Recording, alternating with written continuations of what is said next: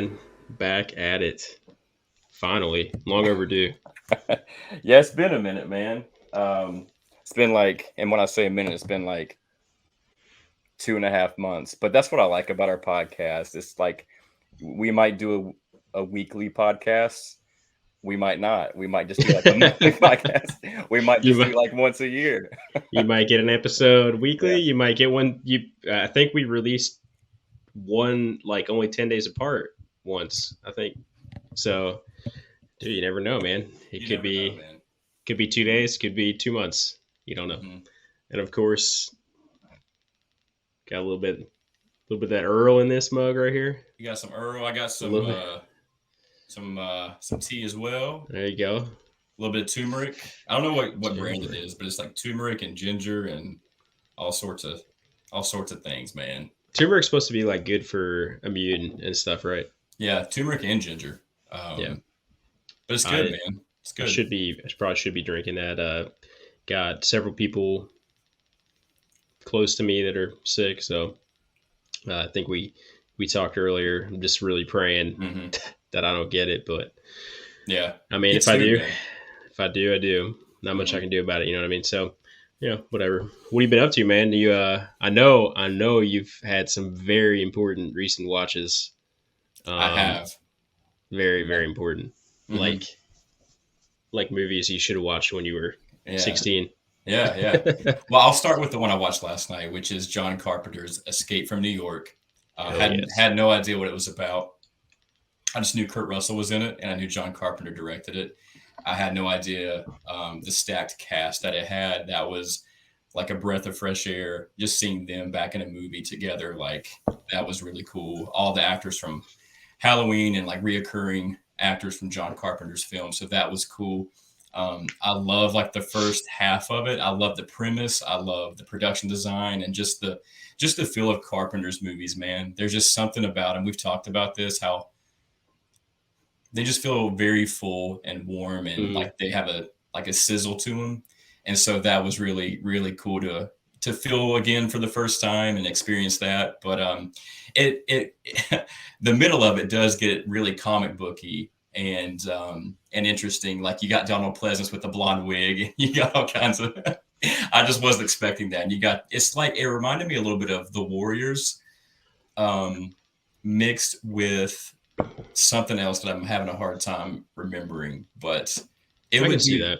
But it was refreshing because it's a premise that would never be made today, and it was just cool, man. Kurt Russell's the best.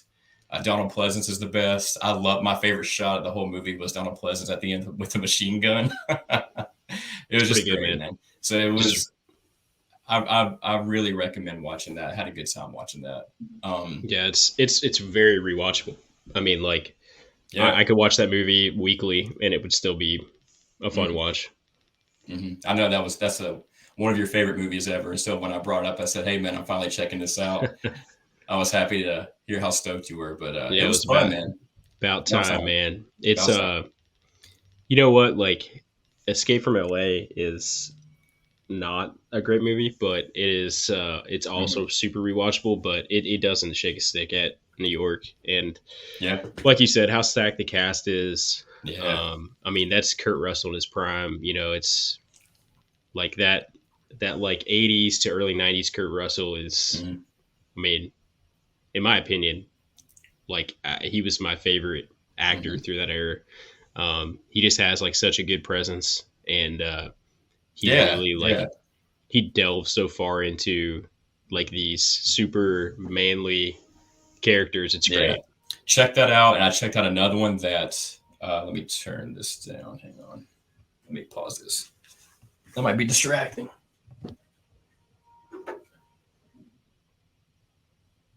Should have done the old you get up but you don't have any pants on move. Oh, I should have. Yeah. Oh yeah. Let me turn this down real quick. I'm wearing nothing. But I watched another one that you love and you touched on our last episode in one of your top 10 movies ever, top 10 90s movies, which is Last of the Mohicans, directed by Michael Mann, starring Daniel Day-Lewis, and really, really enjoyed that as well. I wish I would have caught that in theaters, and I wish I would have caught it at the time when it came out, because I can see why people love it And we were talking about this, how Michael Mann's films feel so vast and well thought out that sometimes, and I've only seen two of his films, Heat and Last of the Mohicans, but sometimes it feels like there's little room to breathe with his movies. And sometimes, like you said, you kind of feel yourself um, maybe, what was the word you said? Drifting a little Yeah, bit? you kind of drift. Yeah. Drifting a little bit. So I think if I saw that in a theater with surround sound, big screen, the way it's meant to be seen, I would have loved it a lot more. But man, that great cast as well, great screenplay, great story. Daniel Day-Lewis is just once in a lifetime talent, and love watching him. And I love the actor that played Duncan. Don't want to get into any spoilers, but there's a scene at the end between he and Daniel Day-Lewis that just rips your heart out. And I love movies that do that. And so I had a really good time watching that as well. So those are the two main ones that I should have seen a long time ago. But I haven't. So it was nice to watch them. Yeah. Yeah. Well, I'm glad you watched them, man. And yeah, you're 100% right on um, Michael Mann films, and like kind of just he the way he directs, and like the tone and like the feeling, the way, especially I don't, I wish I knew this. I should look it up. But whoever his DP is, Yeah. they like to use like that. I'm sure it has a name, but it's almost like that first person, like shoulder kind of, where you're seeing through the lens of this character. It's almost like you're their mind in a way. You know what I mean? Yeah. Like, it's really cool. But it almost makes you feel like you're there. So it's like, if you're sitting somewhere just every day, you might zone out. And I feel like because of that, because he uses that so much in his films, that it's really easy to zone out. And you don't even, like, you're watching it, but then you're 15 minutes past some point in the movie and you're like, whoa, hold up, have I been watching this or did I zone out? But I mean, mega talented director. Just tons of great films that he's made. And oddly enough, did you know that Red Dragon is a remake of a film that he made? Is it Manhunter? Manhunter. Yeah, I haven't Manhunter. I haven't seen that yet, but that's another one of those films that I keep hearing about every once in a while, and so that's one I just feel like the universe is telling me to watch. Yeah, it's good. So, it's good. It's a little bit different. It's older, so it's not as like precise and crisp like a lot of his other films. But it is. You can still tell it's Michael Mann. It's very well done. But it's odd. Cool. Like if you watch them side by side, some of the timing and the lines are the exact same. So just. Yeah, I dug Red Dragon. I think Philip Seymour Hoffman gives a really good performance in that. So does Ralph Fiennes. That's a weird one though. I haven't watched it in a long time. It's a tough watch, man. It's a very creepy, dark film. Very dark. In fact, I think it's darker than Silence of the Lambs. In some ways, I love Silence of the Lambs. It's a great movie, but there are just elements of Red Dragon that are just so weird and like almost surreal. But it just gets under your skin. Yeah, But I mean, Silence of the Lambs does as well. But there is something about Red Dragon that's just. But getting back to Michael Mann, I agree. I think he's very talented and he's a very patient director. Like he's in no hurry to just get through his story, and I really respect that. I love directors that are like, "This is my movie. This is my dialogue. This is how I'm gonna direct this movie." And I think he's just very confident with his direction, and that's something that I kind of picked up on. So man, had a good time. Now you need to check out Public Enemies, man. I think it's another one. There's a bunch of them. There's a bunch of good ones. Man, Public Enemies is kind of like a sleeper of his. Like it wasn't like the biggest film in the box office. It has an absolutely insane cast. Johnny Depp is, the main character. yeah, it's just his films are just vast is the most perfect word for it. They So are. um, so let me look up. I want to know who it is. Dante Spinati Mm. is the DP, and he's done I haven't heard of that guy. all of his films.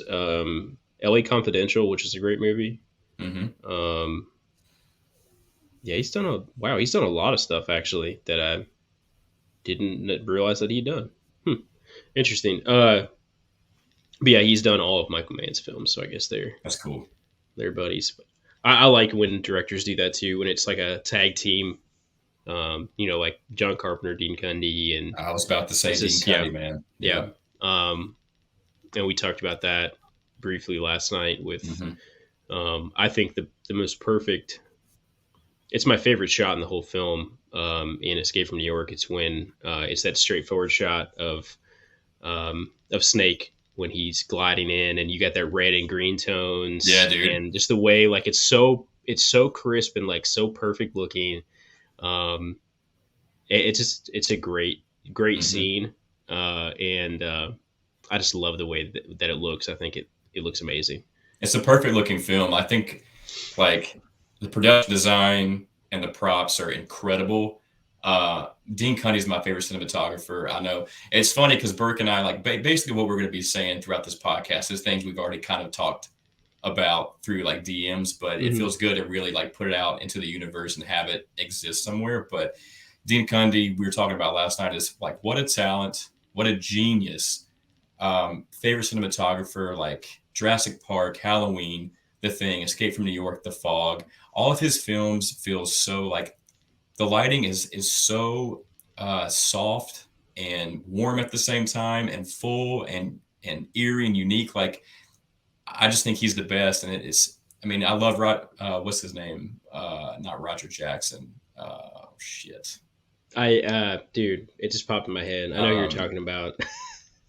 it's like the most well-known cinematographer. Um, uh, what the hell is his why name? can't I think of his name? He's This is old, got white hair, I can't think of his name, dude. directs a lot of Spielberg movies, but there's just something about Dean Cundy that I really, really gravitate towards. I think all of his stuff looks perfect. Dean Cundey did Back to the Futures as well, He and I did. didn't know that, and we talked about that. And yeah, I Mm-hmm. can't believe I never knew that, but Yeah. I'm a big Back to the Future guy. I know you're not. It's like you're not the biggest fan, but yeah, I just think that again, like he's so good at like his kind of broad to specific stuff, to where sometimes he'll have shots. Like one of my favorite shots of his is when Laurie is like from her Laurie Strode from her perspective in '78 is at the window when Michael is behind the sheets on the clothesline. Um, Yeah. where that's such a great like it's such a simple shot, and you have this very specific thing that you're supposed to focus on, but it's almost hard to because everything else in it is very, I don't know. It's like it's Mm-hmm. hard for me to explain, but it's I Yeah. love he does that in a lot of films, like where he'll have something that's so important, but it's almost not really the Mm-hmm. focus of the shot. I think it's Mm-hmm. really cool, man. All of his Um, lighting just feels very mhm. natural and cinematic. None of it feels spotty. That's really hard to pull off. And for him to just paint these like visual masterpieces time and time again, I think we take it for granted a lot. I just love talking about Yeah, cinematographers, man, because I think that's like the hardest job in filmmaking. I mean, every job's hard in filmmaking, but to make something look picture perfect forever, lighting, composition is no easy task. And I love Cundy. Uh, I forgot his name again. I just had it pulled up. Roger Deakins. That Roger was it. Deakins. Yes. Deakins. Gosh, Yeah, man. man, getting Uh, old, dude. Jesus, yeah. He's pretty old now. I think. I he's think. still killing it though. But yeah, Yeah, I he's think got to be up there. he's probably in his late 70s. He has to be. Mm-hmm. Man, so I know a film that you watched also that we both watched that I'll bring up is The Pale Blue Eye. Oh yeah, dude. Man, It's getting so much hate, dude. A which lot of is people, crazy to me. a lot of well, I just think we're in a time and age where we want these linear stories. in a very digestible way. We want our quick fixes, and we're not willing to just be patient and be slow and just let a film wash over us and let it do what it was intended to do instead of being just this quick stuff. And I get that it's a slow burn, but like I love slow burns. I love being immersed into this world. If it's patient, it knows what it is.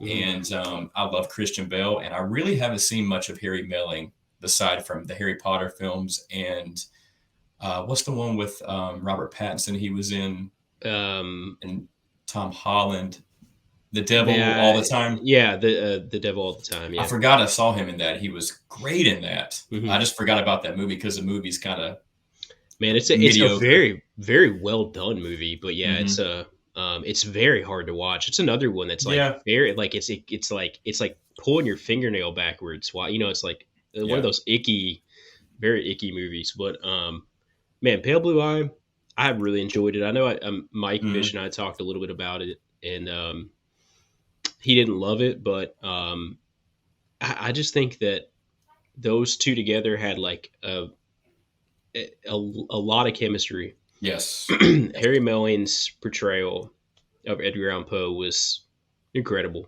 Hmm.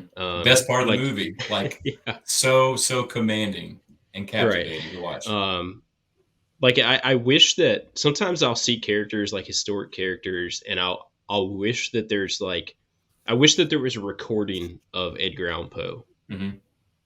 so that you could see what he like his mannerisms and what he sounded like, and Hmm. um, it, because I do think that like somehow some way some actors and actresses can like somehow obtain this like the aura of these people, Yeah. and they end up being like them even though they don't even really know what they were like in person. I think that's really cool. I know a lot of people said that about um, of course, now I can't think of what his name is, and I'm going to talk about him here shortly. Austin Robert Butler with Elvis. Hmm. That people that had been around Elvis and then talked to him were like, "This is scary." Like, you Yeah. know, Yeah.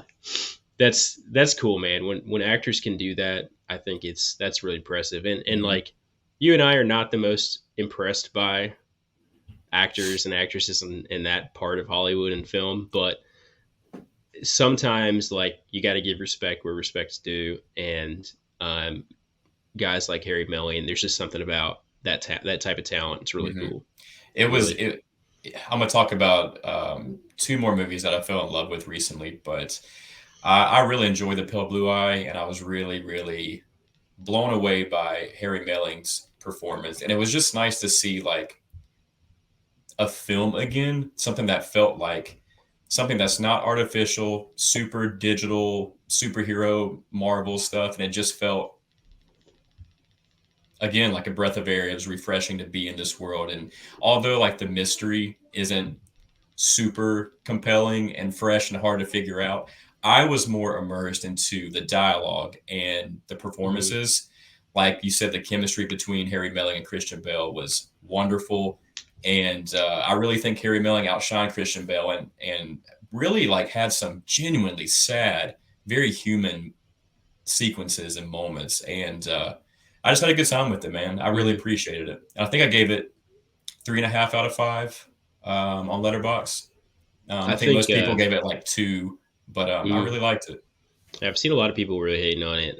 Another part of it that I really liked was the wardrobe. The wardrobe in that movie was great, man. Like Yep. I appreciate little stuff like that. I grew up. Um, my dad's a retired audio engineer. Grew up in live sound and Broadway musicals, and you kind of learn to appreciate like how Mhm. much goes into that stuff. So much. Um, because it's not easy. I mean, people don't understand that. Like, yes, you can go like a film that's happening in the here and now. That's set. Today you can go to fucking Gap or where like you can go buy Yeah. stuff in a store. Hmm. Films like that, like that are set in a completely different era. These wardrobe pieces are being made by hand. Hmm. Like people don't understand that you can't go to a store and buy this stuff. Like They're not very accessible no, at no. all. you know, people are literally sourcing things, looking at reference photos from these periods and making this stuff. Mm-hmm. So, pretty cool. I love that stuff, man. Yeah, man. Uh, Um, Another one I wanted to talk about is a horror movie that is coming to Shudder, I believe the 2nd of February. It is a movie called Skinamarink. It was released in Skinamarink. Skinamarink Dink. I went to go see it at the movies the other night, and I left a rant on my story because I'm just so tired of Yeah. going to the movies and not being able to watch a movie, whether like I have to go get a refund or I'm like having to ignore something. Fuck, man, it's just all the time. And so I went to go see it, been really looking forward to it, and got in there, and the screen was just buzzing super loud, and went to go talk to a worker about it, and they said they were going to work on it and they couldn't fix it. And so I got a refund, and they were nice about it, but just that stuff, just I don't know Mm-hmm. how it happens. But came home, and our good friend Marie hooked me up with a link to get an early screening of it, and downloaded that and checked it out. And this is another movie that's getting so much hate and scrutiny, and people find it very boring and dumb. And I loved it, man. I get why people don't care about it or have the patience for it, but Well, you know what it is, if right? mm, It's because we're just boring and dumb, dude. I guess, man, We're just two we're old we're boring just dumb we're idiots. boring, slow. That makes sense. Okay, That's exactly what it is. You're just one big boring we're just dumbass. getting That's what it is. slower, man. We're just getting slower. Oh my gosh. I But need yeah, to watch it. I think that like I trust that you said that you thought that I would appreciate it at a mhm, minimum. And like yeah. really everything that you've recommended to me and kind of like explained the why behind Mhm. why you thought I'd like it or why I wouldn't like it, you've been spot on. So um man, there was something that I was going to say. Oh, you mentioned our good friend Marie. Good friend Marie. Got to shout her out. She had her first episode of her new podcast. She did. Marie Hmm. plays it all, so go check her out on Instagram at Marie plays it all. Check out her podcast, and it was. I had fun watching it. I thought it was a I good like the time. idea for it. That was Yeah, cool, watching a movie that you've never seen before, and then yeah, coming back halfway through the episode, and so that was fun. So yeah. congrats on She's that. Definitely go check her out. She's a great human being and very talented. oh We big love her. time. Yeah, she'll be back on for sure. I know Mike and I talked about maybe having a quad squad on here for like a just Yeah, a whoa, my yeah. camera just like freaked out there. That was weird. I don't know why it's not focusing. There we go. It got too excited. It heard about the quad squad, It and was my like camera whoa, just whoa, whoa, too many hold, people. hold on now. Uh, but yeah, man. There was another movie that I watched, and I'm trying to think of what. Oh, we talked about it yesterday. Minority Report. Yeah, that's Obviously I've fun. seen it countless times, but hadn't seen it for a very very long time. Forgot how much I love that movie. Hmm. Uh, love. I'm a huge like sci-fi novel guy. Hmm. I admittedly haven't read very much lately, but Philip K. Dick is a favorite of mine, and love Blade Runner, love that universe, and yeah, Minority Report is just such a cool story, such great characters, So and cinematography. oh Hmm. yeah, it's beautiful, man. Um, I love the palette. We talked about this. I love the palette of that movie. It's like the blues, Hmm. like The those very greens. like Yeah. sterile blues and greens and like dystopian kind of I don't know. But my favorite part of especially Philip K. Dick's version of the future is that it's not so implausible and ridiculous as Hmm. some others. Um, like you still have things that you would have now. Like there's no reason why there still wouldn't be like blenders and you know like they're normal things that people have, right? And I think they like a lot of people that create these like futuristic settings miss that. Hmm. And I like that. in films like Minority Report, Blade Runner, that you still have elements that are very similar to things that we have now, just Yeah, with everything else kind of like overlaid into it. And it's a perfect blend, yeah, really. yeah, it makes it feel authentic, and it makes it feel very like unnerving in a way, Mm. because it seems like this world's not as far off as it you It's know not. is. So It's really not. um which but I love that, man, love that Yeah, me movie. too. It's one that I think I'm going to try to watch more often, maybe a couple times a year. I just forgot about it, man. I I I did too. don't I got to rewatch it. It's been forever, man. I don't have it I don't have it like digital anywhere. I have a Blu-ray copy of it, and then I guess it popped up on Netflix, and I was like, hey, why not? Yeah, I And love then when that happens. yeah.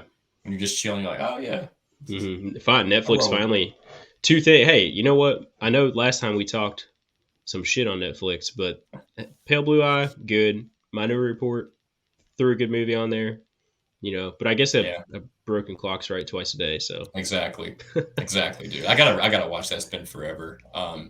But circling back really quick to Skinamarink, um, this won't be for everybody, but I'd like for people that are interested in it, that are hearing all the negative buzz about it.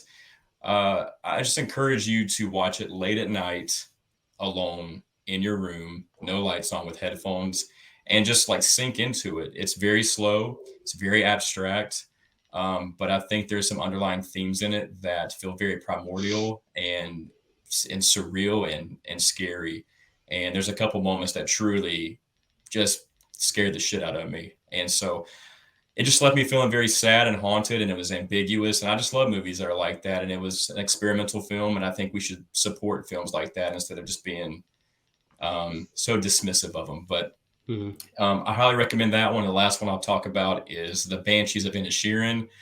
Dude, what a great movie! That is hands down my favorite movie of last year. It's one of my favorite movies I've seen in the last few years. I think screenplay is fantastic. The acting's fantastic. Directing's fantastic. A very bleak and depressing film, but also equally sincere and beautiful. And it was just like I'll say it again, like a breath of fresh air watching an actual film. I loved it. I hope it wins Best Picture. The trailer was really weird. I remember seeing it Yeah, when I went to go see Ends, I think, and I was it's like, hard to get a read on it. "What is this?" Yeah, Mm-hmm. I'm a Colin Farrell guy. I like Colin Farrell. So I know a lot of people hate that guy, but Mm-hmm. I don't know, man. I always enjoy his portrayals and his versions of characters and stuff. So. One guy that I was on the fence on because he was getting so much praise, especially after the Batman, is Barry Keoghan. Dude, he Mhm. is so good in this movie. Like, so good. He plays kind of like the village idiot, a character named Dominic, and he wins your heart over, he breaks your heart, and he is just wonderful in this. And so I highly recommend The Banshees of Inisherin. What is that other movie that he's in with Colin Farrell? It's really weird. Mm. Killing of a Sacred Deer. Is that what it's Yes, called? Yeah, yes. that is a weird movie, man. Haven't seen it. Very Um, strange movie. But yeah, he's been in a lot of stuff recently. Yeah. But I've only seen him in the Batman and in this.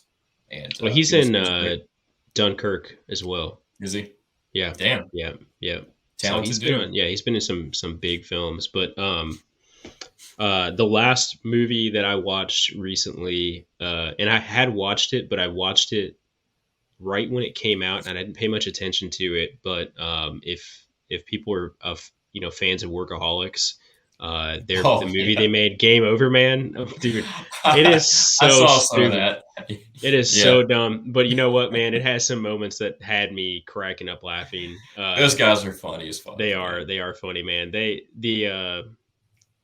The like game system that they make, the Mm-hmm. Skintendo, Mm-hmm. like the way that they first describe it, and they have like the diagram. Like it's so funny, dude. The Skintendo. Oh man, I forgot about that movie.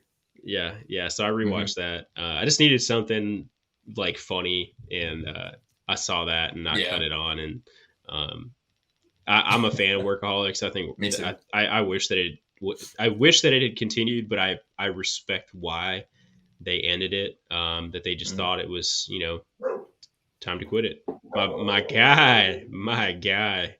All the time, man. Hey, All the time. protecting you from those villains, man. Yeah, if they bust in here, I guarantee he runs Yeah. away. But he'll let me know they're outside. Hey, you got some mean people outside. I'll see you later, though. Hey, they're here. Yeah, See you. see you, bud. Yeah. Oh, Workaholics, dude. man. Those guys don't have to do anything. I'm already laughing. Yeah, yeah, it Great is. show. So if you haven't seen Game Over Man, and you want like some more of those characters, because they're the same characters, they just have different names. But Mm, check that movie out because it's fucking funny. But hmm um, man, I don't really think I've been listening to anything different. Like I've been kind of just sticking with this kind of same shit that I was that I've been listening to for the Me too. past 4 or 5 months, man. I've been learning how to play some music on the old Yeah. guitar. So picked up guitar. I went from owning 0 to 4. hmm Um, and everyone that plays guitar is like, "Yep, well, that'll happen. You'll have Yeah. six, and you'll have six in a couple months." So I'm really enjoying it. I'm past the point to where I would have quit. Um, I I was a drummer my whole life, and it's nice to transition into something that I just hmm really didn't understand at all. And I'm having fun, man. Having a lot of fun. Right now, I'm just concentrating on doing exercises and learning the fretboard. hmm Um, had an aha moment. Uh, the guy whose music we use for our intro and outro, Chief Ghoul, he's given me lessons. Super talented guitarist and musician all around. But he he was showing me power chords and how they're the same. Like you can find the same note down the fretboard, and I was like, what? At first, I'm like, what is he saying? hmm And then I was strumming. I was playing power chords, and I looked at a diagram, and I was like, oh, okay, yeah. So and then like once I figured that out, um, I realized like that's how you come up with chord progressions and riffs and stuff like that. Is like as long as you just follow kind of like hmm those rules, hmm and kind of like you know what sounds right, you can really create whatever. And it's really hmm cool. And dude, I'm just having fun with it. And Yeah. I know you play guitar as well, and I'm so out of the game though, man. Like I feel like I've lost my sense of music and like reading and just talking in that language of music. Because Burke will hit me up sometimes, like, "Yeah, man, I'm doing this, this, and this." I'm just like, "Fuck, man, what am I gonna say back to this guy?" But man, I love that you're like, it's a cool escape and you're having fun with it because it is, it man. is, I man. need to get back into. I actually got my computer sitting on my guitar case right now, so I put Okay, it to some use, man. there you go, there you go. Yeah. So whip that bad boy out, man. hmm I think that I will end up buying an acoustic at some point, just to kind of Yeah. so I can just sit down and strum something, and I don't have to actually like go sit down at I built a little um like workstation kind of desk, hmm and have my monitors and a um separate screen, all that stuff, my interface. And That's sick. it's man, it's kind of like I enjoy going to it, but it's like a whole thing. You gotta make sure everything's on, and you gotta make, it's like a setup Yeah. where I could get an acoustic, I just sit down with it, That's it. and that's it. hmm So I'll probably do that in the next couple months. My birthday's in March, so maybe I'll buy myself a nice little acoustic. Oh yeah. But yeah, dude, having fun with it, man. And glad that even though you haven't been playing in a while, that another person that I can talk to about Well, guitar yeah. I mean, it still is, brings me joy to talk about music and to hear like your excitement for music and learning all that. That's always cool. I haven't been listening to anything really. Same old stuff. I'm kind of in a place where I don't really feel like listening to music, if that makes sense. I'm just kind of into watching movies and being chill. Usually I listen to most of my music if I go for a run or if I'm going for a drive. And even then, I just kind of like the peace and quiet. So really just been listening to podcasts. I listened to the podcast with you and Mike last week. I thought that was great. And then also I listened to Marie's newest episode. Marie Plays It All. First time watching Young Frankenstein. That's a crazy one, man. I've never loved that movie, but I do love. It has some moments. What's the guy that plays Willy Wonka? Gene Wilder. Gene Wilder. Yeah. He's great. But yeah. But that's it. He is. Honestly, I think that Mel Brooks is kind of one of those guys you love or hate. Like his brand of comedy. And I remember watching that movie as a kid, and I thought it was funny because my dad thought it was funny. And it was kind of like well, I got to think this is funny because my dad does. Like, yeah, you want, Same I thing. want, yeah. Did he direct Spaceballs? Yeah. Okay. I haven't seen that in forever, but that's a movie that my dad loved. And so whenever he watched it, he laughed. I would watch it and laugh, but I don't really know if I like it or not. So I'll have to revisit it. It's like that. It's like that early kind of Saturday Night Live kind of feel, you know. Which, I mean, Bill Murray. Come on, Bill Murray, Dan Aykroyd. I love the Blues Brothers. Is like the Blues Brothers and Ghostbusters are like my movies from my comedy choices from kind of that era. Yeah, there's just something about Mel Brooks movies I don't love. But yeah, I feel that. Either way, they're definitely great movies, but they're just not my type of great movie. So I feel that. But yeah, man, I've been listening to podcasts too. Podcasts and a lot of John Carpenter music. Been listening to just a ton of stuff from John Carpenter. Bought a couple more vinyls. You finally got one of them that you ordered I know, dude. So don't order from Revolver if you want your vinyl to get here in 4 months or less. Or don't use PayPal goods and services either. You know what's fucked up? I actually don't. Yeah, I don't even have that yet. It has not been delivered. So you saying that just made me kind of wonder. That is so weird, man. I mean, I'm looking at it right now. Expected. What is today? The 22nd? I think so. Yeah, so it's expected tomorrow. And I ordered it in let's see here. This was ordered on the day after Halloween Ends came out. So the 15th of October. God, this seems like a lifetime ago, dude. That seems like so long ago.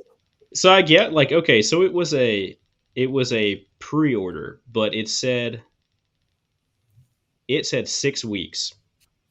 It's a little bit longer than 6 weeks, guys. You know what? Whatever. Yeah, man.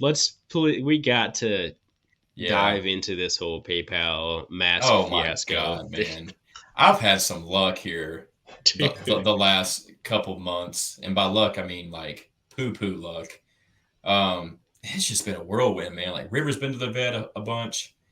And then like I've been ordering a couple things here and there. Like I got my own Christmas gift for myself. I bought a mask that I've been looking for a long time. It's a Rob Zombie H2 Delatore Dark Half Gen 3. That sounds super crazy, but I just love that movie, and that mask is just like a piece of art that represents how much I respect and love that movie. Anyways, I finally found it. It was a guy that was selling it in London. That mask.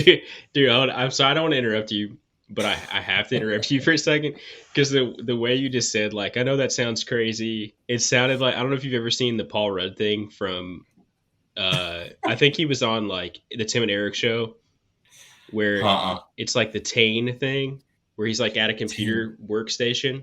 And he's like, computer, pull up VBXY66, like something like it's a group. Could you kick up the 43D3D3? 43D3D3 engaged.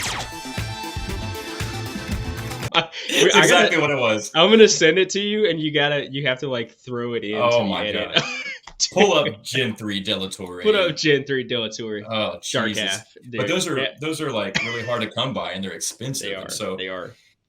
Anyways, I got it. I was super stoked. And the seller was an interesting guy. And he's like, he sent it to me, and it took a couple weeks to get. And I was tracking it every day, hoping that, he packaged it good and made it here safely. Because you never know, man. With my luck, who knows if it could get lost, whatever.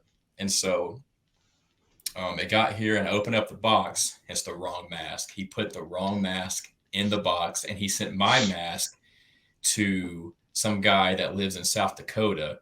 And so that was a whole fiasco, communicating with all three of these guys and trying to figure that out. So we got that worked out, but it was insane, man. And so that happened. What a clusterfuck, man. And then I went to go sell another mask that I have. And bro, I don't even about remember the story. It was ridiculous.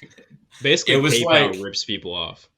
Oh, it was the PayPal situation. Yeah, so yeah. the dude sent me the money, but PayPal hijacked the money. And the way that this works through goods and services is PayPal doesn't give the seller the money until 24 hours or like 72 hours after it's been delivered to the buyer.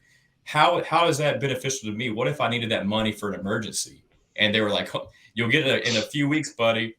Best I can do. And so like I had to wait to be paid a lot of money. I didn't get paid for 2.5 weeks. And so I did everything PayPal said in their policy, which was like you can get the money released early if you update the tracking information. I did that. And so I had to like go ship it off without knowing if I'm going to get paid or not. And so it was just a whole clusterfuck, man. PayPal's like, what a mess. And by the way, people, if you are like, I get wanting to be protected when you purchase something, but if you're dealing with somebody that's obviously not a business, like you're not out here listing 24 masks for sale. You're selling a mask, one mask. Don't be a dipshit and just send it friends and family or like or anything else. Like I mean, I don't even fuck with PayPal anymore because I had something happen with PayPal on it. Like I won't. I use it for like very, very few things, but in terms of like purchases, I refuse to use it. I'll just use Venmo. And dude, I just remember I was like blowing you up. I was like, dude, I am pissed. Listen to this. And like, why wouldn't PayPal at least give me half of the funds and be like, you'll get the rest of the half when it's like been delivered and it's good? Like I felt bad too. I felt bad. Like looking back at that, look, I just remember you were just like in awe of how fucked. Oh, stop, man! And I was like, oh yeah, dude, PayPal's fucked up. Yeah, I know. No, it wasn't like that. Nah, man, you were cool about it. Like, you were cool. You were letting me vent, and you were being cool about it. But I was mad, especially after like the other situation with the other mask and a couple other things going on. I'm like, dude, what is going on? About to just like start like light some sage up around me. Those Delatorre Gen 3 Dark Half, add some more words, we need to make it even longer. Yeah. You're just having all kinds of problem with those masks, man. All kinds of probs. But you got a really solid one now. See it up there in the corner. Mm-hmm. It is absolutely beautiful. If you haven't seen the photos and the video that Kevin did on that mask, go watch it because it's badass. I appreciate it, man. Speaking of that, I got finally upgraded. Kevin and I talked about this earlier. I was kind of bouncing around in my head, upgrading my camera from a just crop frame Canon, which I love. I've had a lot of fun learning photography on that camera, but it was time to upgrade. So snagged a Sony A7 II, and hell yeah, super excited, ready for full frame. all the good stuff. Welcome to the Sony family. Yep. So now I've got to buy really expensive lenses. Yikes! They're so expensive, dude. They are insane, it man. Sucks. But that's cool, man. That's gonna be a good camera. You'll love it. Yeah, I'm excited, man. Haven't decided if I'm gonna keep the Canon or sell it. I might bring it to the camera shop that we have here. There's a couple different locations to see if I can trade the lenses I have for it and the body for an E-mount lens for the Sony. I mean, might be worth it instead of spending $1,200 for a lens. So, but yeah, excited to get it. Excited to shoot some photos with it, and know that they're gonna look good because really, like all of the folks that I know that use Sony's, just something about the way there's like this crispness from Sony's that is they're so sharp, and I love their color processing and all that stuff. Like it's just it looks very I don't know, man. I don't know how to describe it. It's like you get those like really deep dark colors that you don't really get from Canons.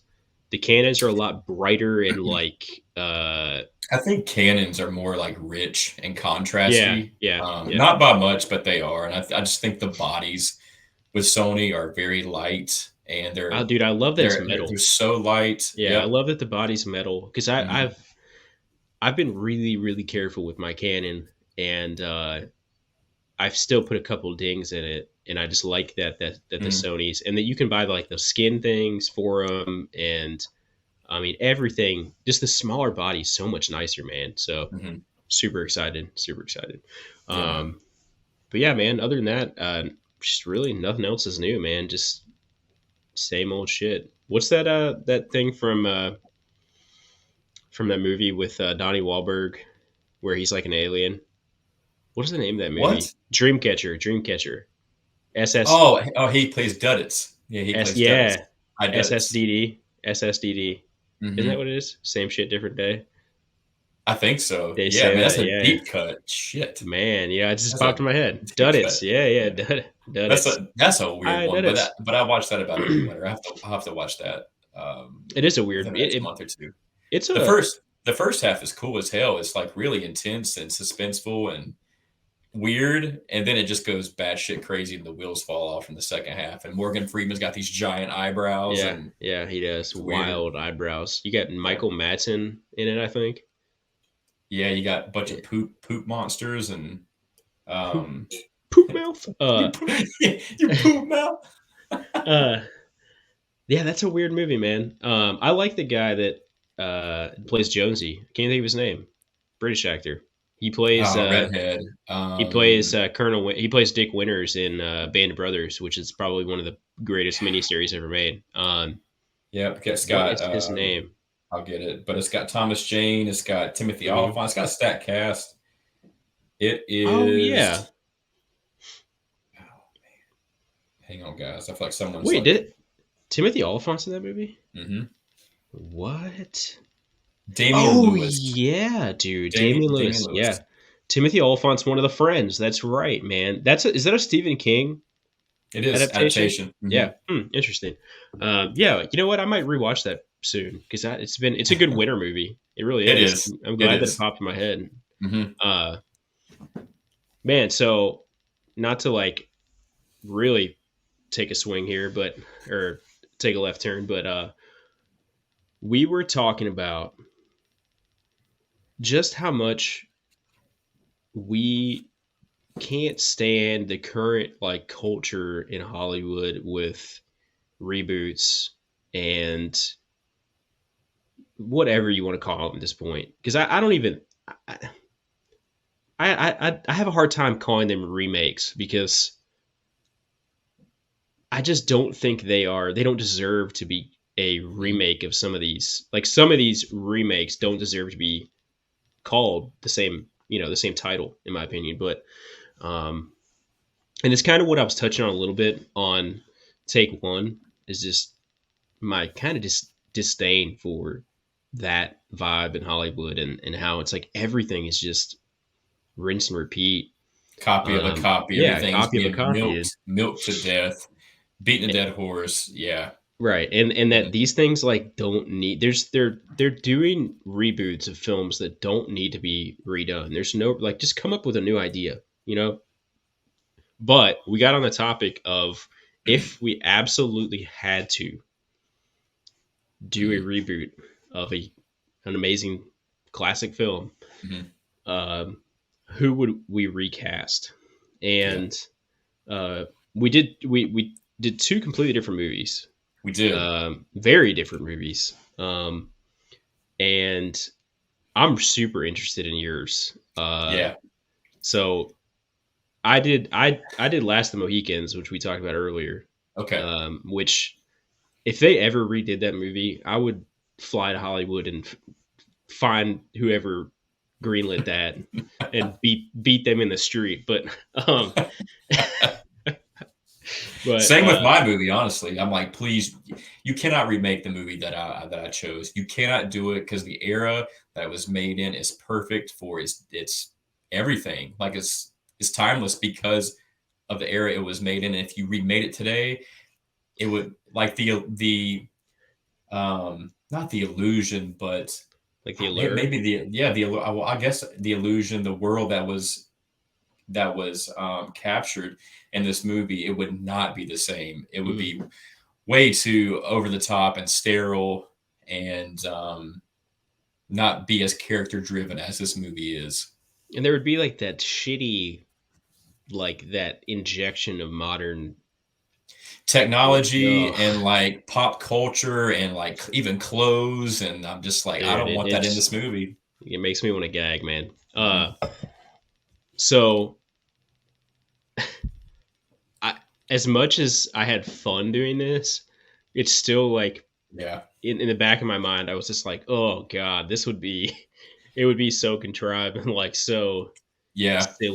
so silly, but Even it with was still fun. I agree. Even with this cast, that I feel like I would feel happy with. I still wouldn't want it to happen. Um, but I love this topic. I think it's a great idea.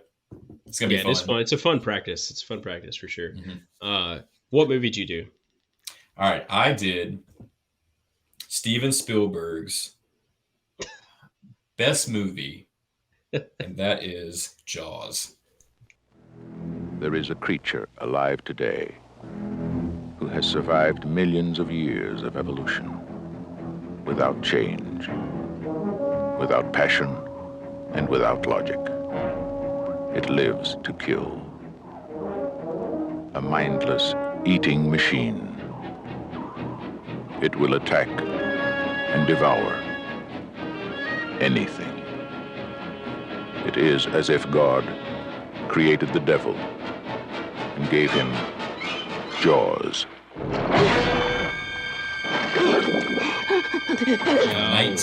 1975. And like, you think about that for a minute. You think about Dude, it's crazy that's 75, man. 75, man. And it still holds up. Everything still looks great. But God, That's so long nuts, ago. dude. Mm-hmm. But you just think about the aesthetic of that movie, the clothing, the characters, the writing, the suspense. And even though, like, and everyone knows that the shark didn't cooperate during the filming, but it worked out perfectly in the end, because that's what makes that movie so scary, is the presence of the shark and not seeing it all the time. And I feel like if it was remade, we would see the shark all the time, a big CGI shark, something kind of like the shark in The Shallows with Blake Lively. I don't want that. And I think what makes the shark so scary in Jaws is that it looks like a monster. Like it looks like a great white shark, but it's also like there's something really off and scary about it. And I think it would, if they remade Jaws, they would make it look too perfect, like a big giant megalodon shark, and it just wouldn't feel right. And so that's my pick. I do not want that to be remade. However, if it was remade and I was in charge of casting, I have a list of actors who I would pick. Well, I'm excited to hear yours, to be honest with you. Did you do? How deep did you go in the cast? You did main characters. I did Quint, Brody, Hooper, Mrs. Kentner, and Mayor Vaughn. I went back and forth with Mrs. Brody. That could really be anybody, but those are the ones I went with. Okay. Well, I have several more, I guess. Mm-hmm. I did Hawkeye, Cora, Alice, Uncas, Chigacook, Duncan, the Colonel, who's Cora and Alice's dad, Colonel Monroe, and Magua for. Oh, so you did a good bit, yeah. Yeah. So I did the main cast, I guess. But did you pick a director for your movie? I didn't. I didn't either, dude. It was hard. Yeah, I was thinking about that, and I was like, could Robert Eggers do this? Like, I feel like he could because he's a good like epic kind of guy, but I don't know, man, because I saw The Northman, and you know how I felt about that. Dude. Oh, he could though. I mean, he could crush it. He could. Very talented. But, you know who would really just kill it? Yes, Michael Mann. Michael Mann would. Oh man, I want to hear. Dude, you got to go. I want to hear yours. You want me to go ahead? Yeah, right. I've been kind of itching for it. I'll start. Maybe I'll start with Mayor Vaughn. Okay. Because Mayor Vaughn is obviously the mayor of Amityville. He's very sleazy and slimy, and he's all about money and greed, and wants to keep the beaches open this weekend. And he's also got kind of like this charm on the outside, kind of. And so I was like, who could that be? And so I don't have just one choice. I have multiple choices because I could see either of these actors playing Mayor Vaughn. So I've got Bryan Cranston. Oof. I could see that. I could see Jeff Bridges. I could see maybe Michael Keaton, James Spader, and Tom Hanks. So those are a handful of choices I could see being Mayor Vaughn. God, Bryan Cranston, man. I love Bryan Cranston. Yeah, he's good at he's good at being the like guy that you love to hate almost. He's good at being deceiving and kind of like charming you. He's emotional. Snake. Yeah, he's kind of a snake. Yeah. Mm-hmm. Dude, that's a good one, man. I really like that one. I would like Bryan Cranston to be Mayor Vaughn, man. You don't have the tooth, and so Mrs. Kintner. Again, this could be anybody, but I could see Lynn Shay being Mrs. Kintner. Yeah. I could just see her freaking out and slapping Chief Brody and screaming on the beach for Alex. And I love Lynn Shay. She's always like really scary to watch. It's like she's really good, but she brings this presence where it's like, ooh, something bad's gonna happen. And then for Chief Brody, so Chief Brody is like a man's man, but also he's timid, and he does have this charisma and this charm to him, but also this timidness. And I can see Pedro Pascal maybe being Chief Brody. I really like Pedro Pascal. I think he's pretty underrated, and I don't know. I could just see him being that. I also got Josh Brolin, Christian Bale, and Ethan Hawke for Chief Brody. I would be good with any of those. Yeah, I could see Ethan Hawke, man. He kind of has that like uncertainness about like some of his characters, to where he's kind of like naive, but he doesn't fuck around. Like he's not the guy that you want to test, but he's also like not the guy that's going to jump down your throat immediately. You know? Yeah, he has a calculated intensity, and he's very level-headed. And I can also see Christian Bale like at the end when Chief Brody blows the shark up and he has that crazy like happy laugh. I could see Christian Bale just like American Psycho laughing. I would be so happy if Christian Bale was Chief Brody. I'd be totally in for that. Yeah, that's a good one, man. And then Hooper. So Hooper's tough. My first choice would be Harry Melling. I just think that guy is a talented dude, and I can see him bringing emotion and that sense of like marine biology and maybe that craziness that we saw in The Devil All the Time as Hooper, where he's also kind of like unhinged a little bit. Harry Melling would be my first choice. I could see Daniel Kaluuya being Hooper, Evan Peters, Paul Dano, Will Poulter. Those are some other guys I kind of had floating around, but yeah, man. something about Harry Melling. Really a Harry Melling paired with Christian Bale's Chief Brody would be very interesting to watch. Yeah, just because that'd I be love them crazy, so dude. much in That'd the be cover art. so weird. That'd be so weird, man. Now for the big one, man. Quint's so hard, dude. Quint is very similar to a Donald Pleasance to me, where they are just both so powerful. Their presence is so powerful. It's so unique. It's really hard to think of anybody else that would play that character. Got a lot for these, or for Quint. You know what? It's funny. I was kind of thinking that. It's funny that you said that about Donald Pleasance, because it's almost like guys like him, like he doesn't play the character plays him.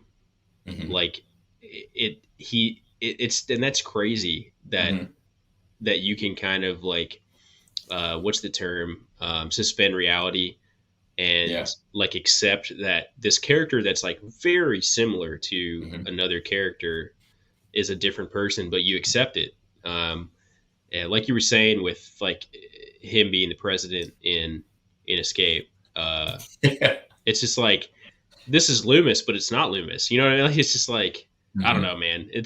I love stuff like that. So totally vibe with what you were saying there. Yeah. Well said.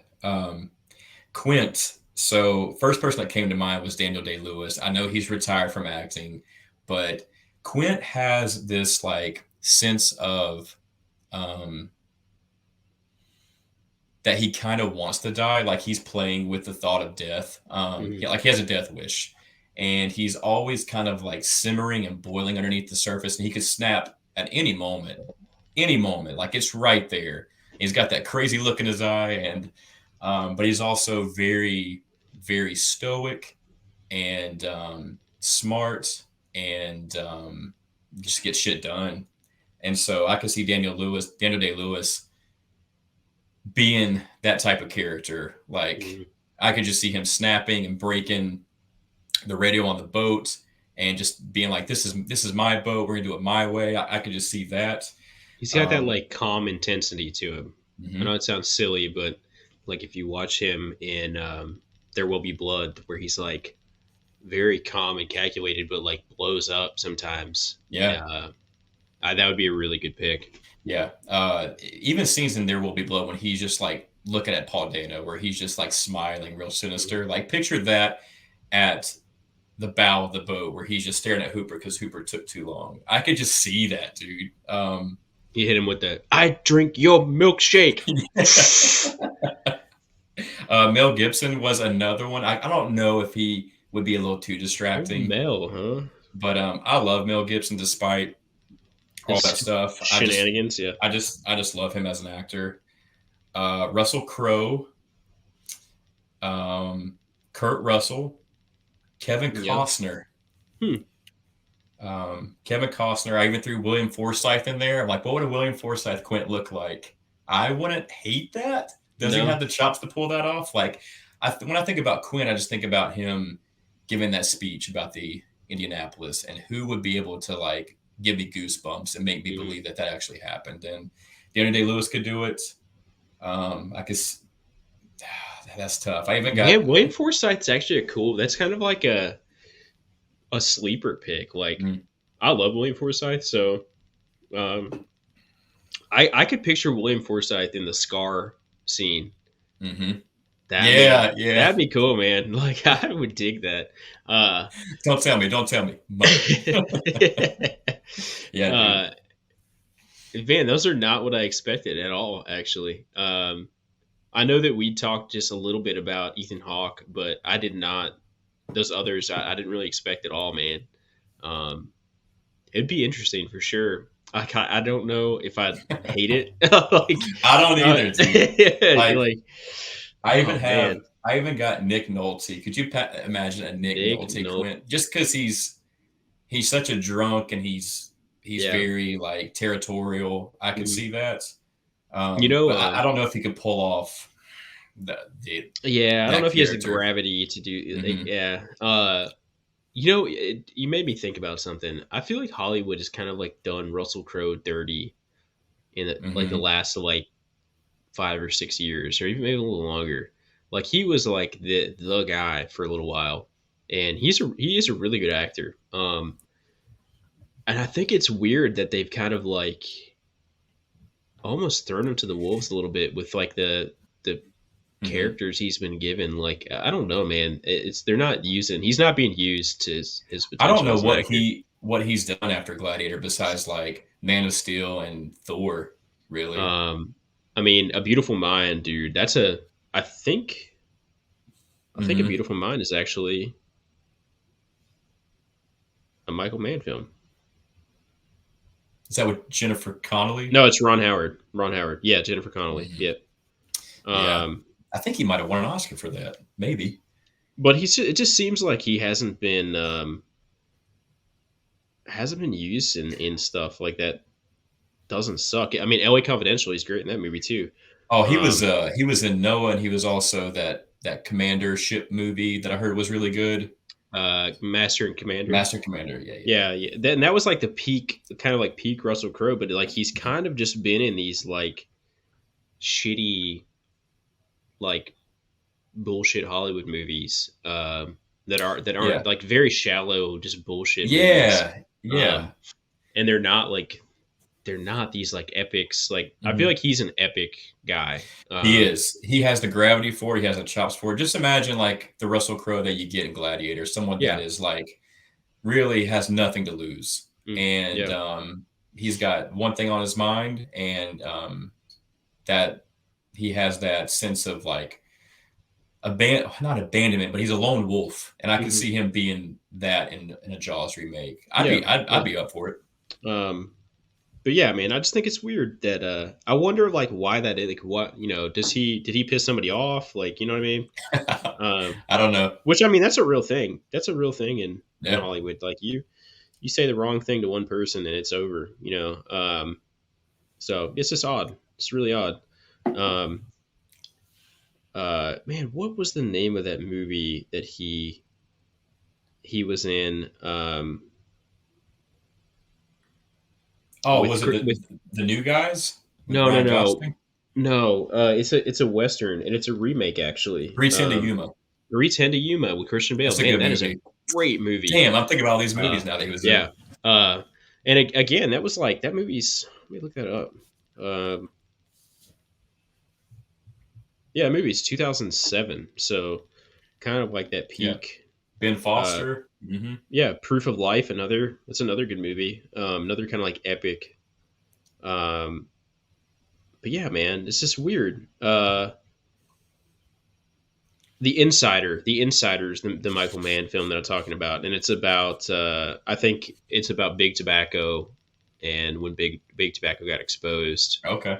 for lying about health risks and stuff like that. It's actually a really interesting movie, but yeah, I'd love to know why Russell Crowe's not like still used Yeah. like Who he was, knows? man. All right, so Yep. So those are my picks for the Jaws remake. solid picks, man. Thank you. As much as I would just want to gouge my eyes out at the thought of Real quick, I know there was an actor that you mentioned would be probably like the front runner for Quentin. You said Willem Dafoe. Willem Dafoe. Yeah, I don't know if I would be on board for that just because when I think of Willem Dafoe, he feels a little too theater for me and a little too Jokerish. And I don't know if he would have the depth and the gravity to bring that Indianapolis speech home for me. I would just think of him in The Lighthouse, where he's this yeah. crazy, witchy, kooky guy, but I wouldn't hate it. Mm. But yeah, just wanted to throw He that just, name out there real quick. I think that might be one of he has like a very sailor vibe, so I think that's maybe why. And like you had said something interesting. You said like he kind of wants to die, and I feel like sailors in general kind of have that like Mm-hmm. reckless abandon to where they just it's almost like they're taunting death, Yeah. because there's so many things that can go wrong, and like that's one thing Yeah, that's that well said. anything goes wrong and you're done. Like Mm-hmm. that's it. There you're not. Mm-hmm. No one's coming to save you. So Yeah. uh, it's. I think that's might be why it's so hard to cast that too, because Yeah. it's not a very common like vibe for somebody to have, you know, that they just don't really care all that much, or they do, but there's something in them that it's just like wants that. It's just weird, man. Okay, so Last of the Mohicans, man. As a new land was being carved out of an untamed frontier. Just dropped in to see how you boys is doing. One man, defiantly courageous, stood his ground. I thought all our colonial scouts were in the militia. I ain't your scout. You sure ain't no damn militia. One woman, fiercely independent, followed her spirit. My father warned me about people like you. He said, do not try to understand them. Do not try to make them understand you. Thank you so much. They shared an adventure. It was a war party. That means they're gonna be attacking up and down the frontier. That took them from the edge of the wilderness. He saved us. We're alive only because of him. Are those the actions of a criminal? And into each other's hearts. Why didn't you leave when you had the chance? Because what I'm interested in is right here. You've done everything you can do. Save yourself! Stay alive, no matter what occurs. I will find you. No matter how long it takes, no matter how far, I will find you. Academy Award winner Daniel Day-Lewis, Madeline Stowe. The Last of the Mohicans. Again, I would be so upset, so upset if this movie got remade. I'm very, very interested to hear. This will be a tough one. And it's funny that I picked the people that I did, because I feel like I would if I saw this trailer, I would hate it. I'd be like, oh my God, of course they picked these people. But yeah, like, okay, so I'll go. You know what? I'll go main character first. So Hawkeye, and I already talked about him earlier. Austin Robert Butler. I just think he's got that like kind of young but not too young. And so he's like the right age. He has that kind of like lanky, like kind of like you don't know how strong this guy is kind of vibe. And I think he would just, I think he would be able to pull it off. I think he's a really good actor. I have trouble sometimes not thinking of him as Rex. Elvis? Oh, Rex. Yeah. Where he's Rex in Once Upon a Time in Hollywood. Oh, the guy on the horse. He's great in that. Yeah. Yes. He's the line when he comes and he's like, I'm the devil and I'm here to do the devil's business. And he's like, no, something dumber than that. Something like Tex. Yeah. Yeah. No, something dumber than that. What a great movie, by the way. But yeah, Austin Robert Butler is my choice, and I didn't do multiples. I had them, but I would have to like rack my mind to think about other people that I'd thought of. So I just did single actors and actresses. Cora Monroe. This one was hard, man. And I feel like this would be really hard to pull off. Well, probably not, because you can make people look young or old, but I'm going Anya Taylor-Joy. I can see that. Yeah, Cora. I can see that. But I feel like she has the gravity to pull that character off, and one of the big things for me was English accents. So English accents are. I wanted to talk about this real quick. I watched an interview with Christian Bale. And Christian Bale was talking about, they asked him, why do you think like you have such a convincing American accent or dialect? How can you do all these dialects as an American and be someone that, I think he's Welsh. I think I'm not sure. Yeah, something like that. But like he has a very particular dialect that's an English, this English dialect. And he says, well, because in England, we grow up watching American movies and TV. So we were just exposed to Americana and what Americans sound like our entire lives. To whereas Americans don't sit there and watch British TV or British films. So the reason why English actors have such an easier time doing American dialects is because they are exposed to it for so long. That makes sense. I was like, damn, I'd never thought about that. So just a little side note, I thought that was cool. But I intentionally thought of some people that have English accents anyway. So okay, back at it. Alice Munro. I don't think her character is as important, but it is still important, and I wanted somebody that I thought could kind of bring enough energy to their scene, like or their shots and their little scenes, that it wouldn't be boring. So I picked Haley Steinfeld. Yeah, that's a good pick. Yeah, I thought that she like looks like they could be made up to look enough like sisters that I don't know. And you know what? I don't know which one's older. I think Anya Taylor-Joy is older. I would assume so, but I'm not sure. I think it would work. Yeah, but initially, I just had a no name that I just kind of like it. I just picked because of the way she looked, and then I was like, no, I need somebody that can kind of bring a little bit of gravity towards that role, and so I went with her. Don't love True Grit, but I think she does a really good job in True Grit, which is also another fucking remake. The first movie I saw her in was True Grit. Yeah. I think she's just a very capable actress, and I wish she was used more in. She hasn't really been in a lot of like really. I thought she was going to kind of blow up on the scene, and she really didn't. But that might be a good thing, man. I don't know that I'd want to be. I think she's a musician too, ain't she? I think so. Yeah.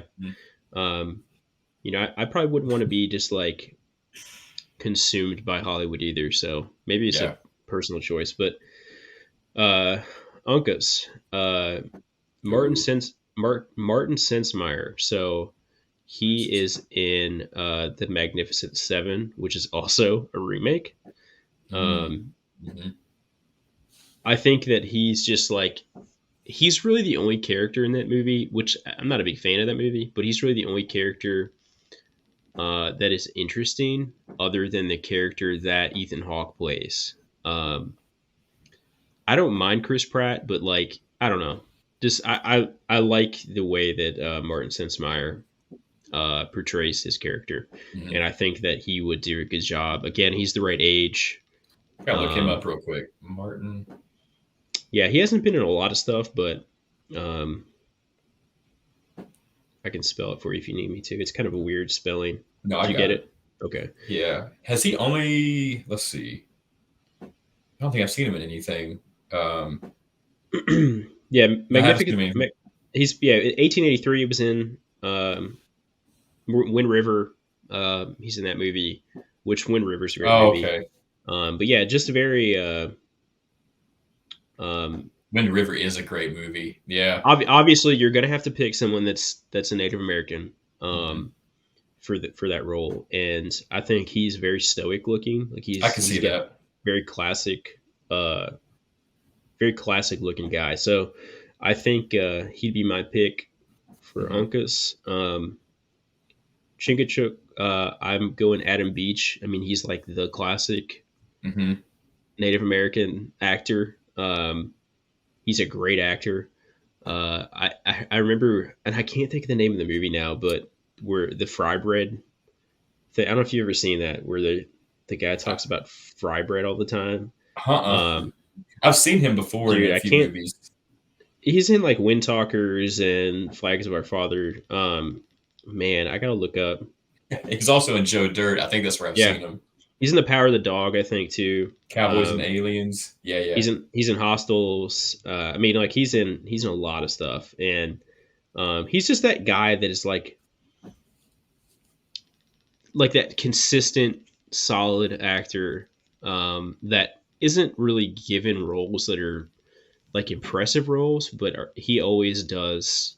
He's always like surprisingly good at these roles that aren't really, I don't think, written to be like these big roles.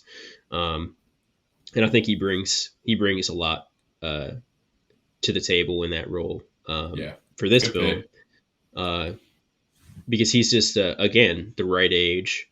I think that he would be able to, like, those of you that haven't seen this movie, that character is like very pretty much silent. I mean, he doesn't like he only has a couple dozen lines really, and a lot of his energy is like through his movement and the way that he expresses himself with movement and stuff. And I think that Adam Beach would be able to pull that off. Duncan. This is the one I want to hear. This is my favorite pick, actually. It is George McKay. I went with George McKay. I needed a good British actor. 1917. Oh yeah, dude. Yeah. I think he would be great. He would be great. He's just a proper British gentleman, you know. So went with George McKay. Very good pick. I think he is absolutely outstanding in 1917. And he's been in a few other things recently that I'm trying to find it. And I didn't even realize initially that he'd been in it. Well, if I could get it pulled up here.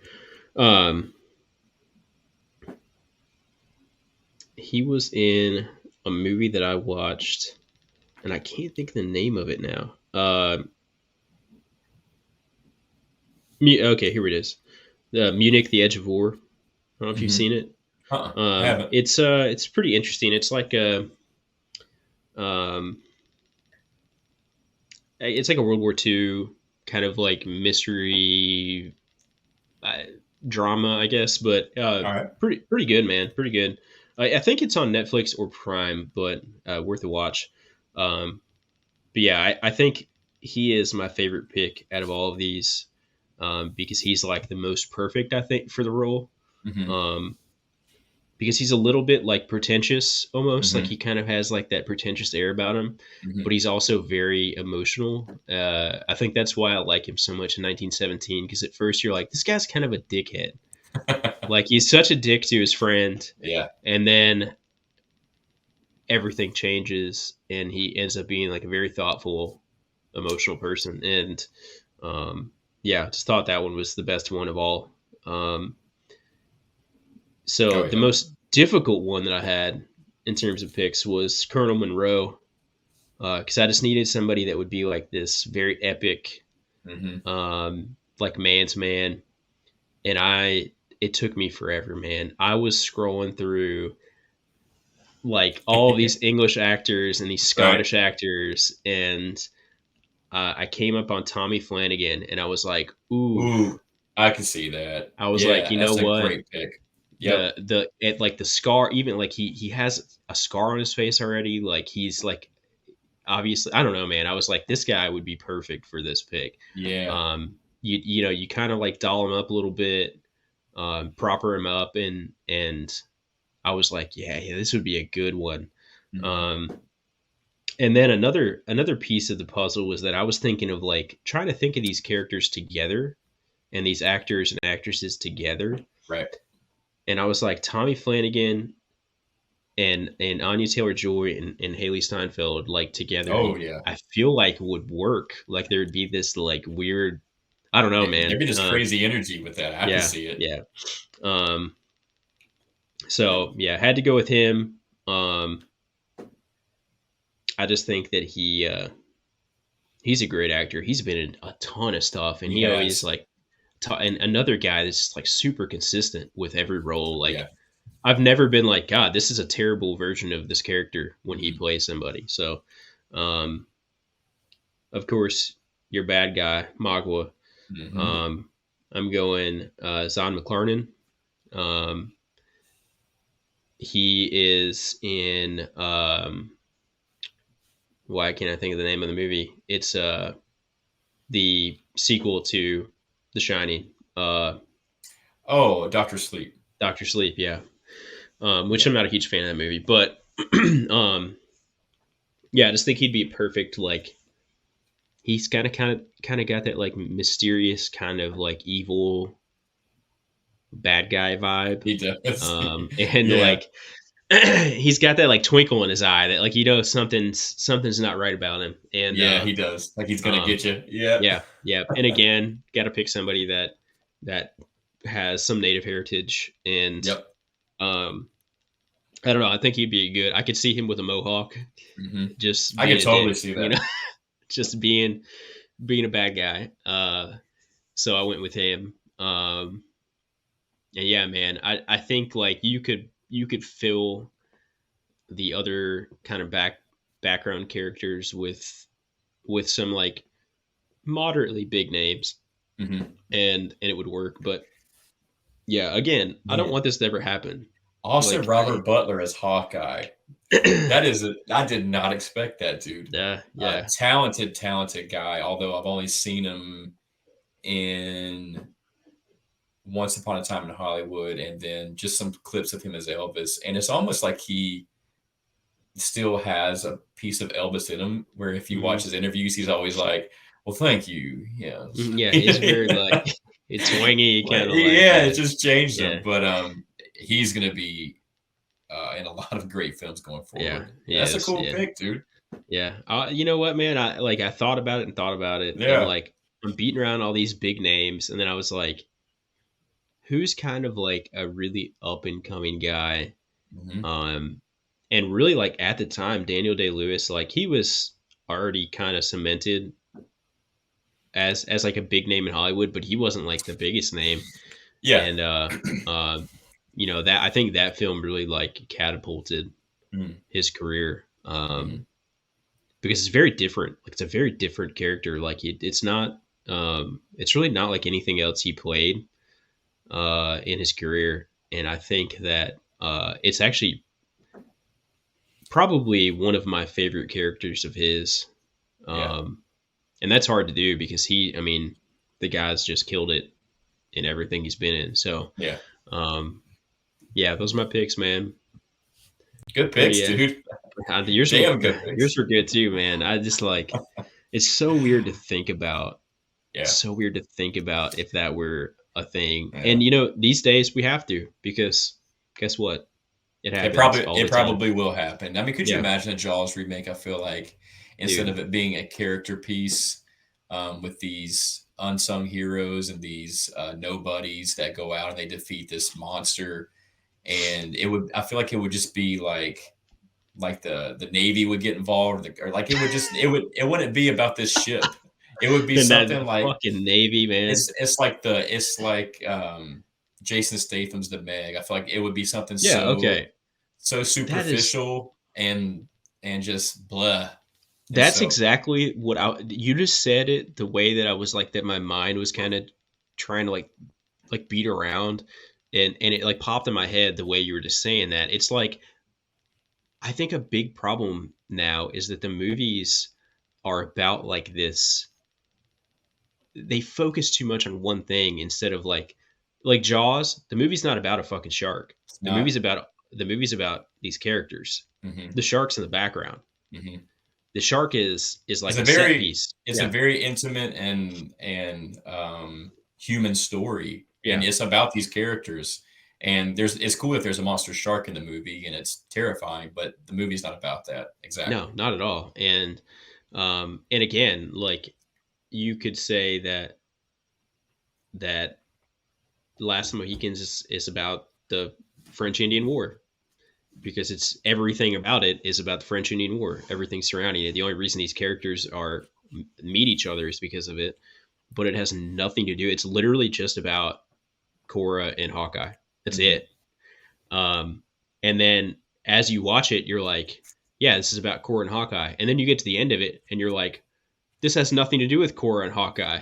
And you're like, wait a minute, what? This has to do with this guy that doesn't even have any line. Like, yeah, it's crazy, dude. And I love it's that layered. About that movie. It's layered, so layered. And movies today, about like 90% of them are just very surface level, and you just don't really resonate with them. You're like, okay, what's next, and they're just rinse and repeat and forgettable. They just don't leave a mark, and so that's a big reason why I have a lot of issues with films today, and I gripe about them so much.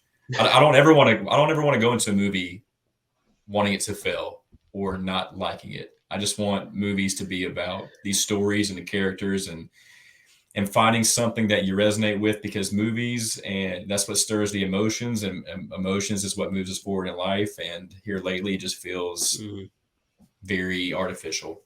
Yeah, completely agree, man. Gosh dang. I want to do this with, like, I'm going to start doing this with more films just to think about. It's like, it's a nice, like, it's a nice exercise to do just to get your brain working a little bit. And it's fun too, but,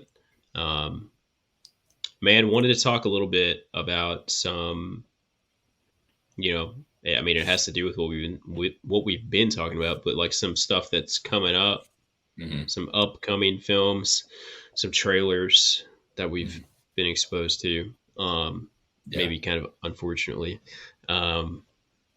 mainly Evil Dead Rise and Scream 6. Yeah. 2 big horror releases coming out this year. A lot of hype behind these movies. Man. You excited, man? I want to hear your thoughts about, we'll start with Evil Dead Rise. Okay, so I am a fan of the reboot. You can't call it a remake. In fact, I think it's actually technically a sequel, in terms of like timeline, because you see, like, there's nothing ever explicitly stated about Evil Dead that tells you exactly when it is, or like the history of the cabin, all this stuff. All you know is that this family had it at some point, right? And you see Ash's car, his broken down car, that Mia's sitting on in the beginning of the film. So like, it could be the same cabin. In fact, in my mind, I think it is. So I kind of look at that movie like a sequel. And I have a hard time, if that movie is a sequel or if it's just a reboot. I just have a hard time like understanding why it has to transition into this like different setting, in the first place. I don't love the idea of this new setting. I think it's kind of silly. I don't like, I don't know the why behind it. Like, what's the point of, like, you know what I mean? Yeah. I don't hate that it's in a new setting. I get that you have to try to do something different. I think my biggest issue with it is that we both agree that it feels too much like a quarantine. It feels too much like a wreck type of movie. And it's just Evil Dead inside of an apartment building. And I think what makes Evil Dead feel so Evil Dead is that earthiness, that nature element, whenever you're out in the woods. And I think you're really going to miss that. You and I were talking. That's captured very well in 2013. Yeah. Yeah, that nature, like that like the dark heart of the earth kind of. Yeah. Like, you need that for an Evil Dead movie. I'm not saying it won't succeed without that element. It's just going to feel so different. And it kind of just feels like a possessed zombie movie, with Evil Dead tattooed to it, as the title. And also, you and I were talking to Marie about this. I'm not a huge Evil Dead guy. I am excited to see it, and I'm rooting for it. But it does feel like an interesting choice to put children in an Evil Dead movie, because Evil Dead is so like fuck you, fuck everything. I'm gonna fuck you up, and then I'm gonna like mock you and say all these foul things. And whenever you put children in that movie, how far can you go with that? Because it just doesn't feel like, can it really get as dark and as like evil as Evil Dead is, with this mother and child aspect? And so that's going to be interesting to see how far they go with that. Yeah, I wonder. I think we talked about this, but I wonder if some of the dialogue in the trailer is edited, um, and it will actually be different in the film itself because it was pretty PG, but it was like Yeah. "Mommy's in the Mud" or something stupid like that. Mommy's with the maggots now. Mommy's with the maggots now, yeah. And so I'm kind of wondering if that's just like the PG-13, PG whatever. the trailer edit. But I don't know. I don't I know. mean, it could. I don't know. But if there's some dumb shit like that, dude, I'm gonna be all out. I'm excited for it. I'm giving it a shot. I'm hoping it's good. I know you're already kind of like bracing yourself for it, and Maria's too, because y'all are big Evil Dead fans. But I hope it's good. We'll see. We'll see. Yeah. I mean, you said pretty much everything that I wanted to touch on about it. The only other element that I'm kind of like iffy on is I don't know that I love the look so much. Like they kind of you really only get these like brief moments in 2013 with like the look of the possessed. Like it's not like a constant thing. It only is with Mia, and even then, you only see her like for very small segments of the film. Yeah, they keep her in the dark. They keep her underneath the basement door. They pace like that look very well, and I'm worried that it's going to be like so overdone in Evil Dead Rise that it's almost going to be like video gamey. It feels like a lot like a cutscene for a video game to me, and I don't know. You know what? I'm gonna give it a chance. I will go see it in theaters because I think it might be one of those films that you need to go see in a theater. Yeah. I saw Evil Dead in the theater. I don't know if we talked about this on the podcast before, but it was a horrible, horrible experience. I know I talked about it to you, I think, where Dud and I went to, we had pre-release and we got there and they were like, sorry guys, theater's full already. And we were like, huh? No, I don't think you told me this. Okay. Damn, what'd you do? I would have went back in there. So we're standing in line. So it was coming out on a Thursday at midnight, right? And this is when like Thursday at midnight releases were actually at like midnight or later, right? Yeah. Not bullshit. Good old days, right? So so we got in these. We were on like the some goofy ass list from early days of Fandango where you get pre-release stuff all the time. Especially if you go to movies a lot, and we were going to movies like weekly. So we get these pre-release tickets. We go to the theater. It's this huge theater. It's actually the really shitty one now that I had my experience going to see X in. That was just gross. Yeah. But at the time, it was a really nice theater. It was owned by Cinemark at the time.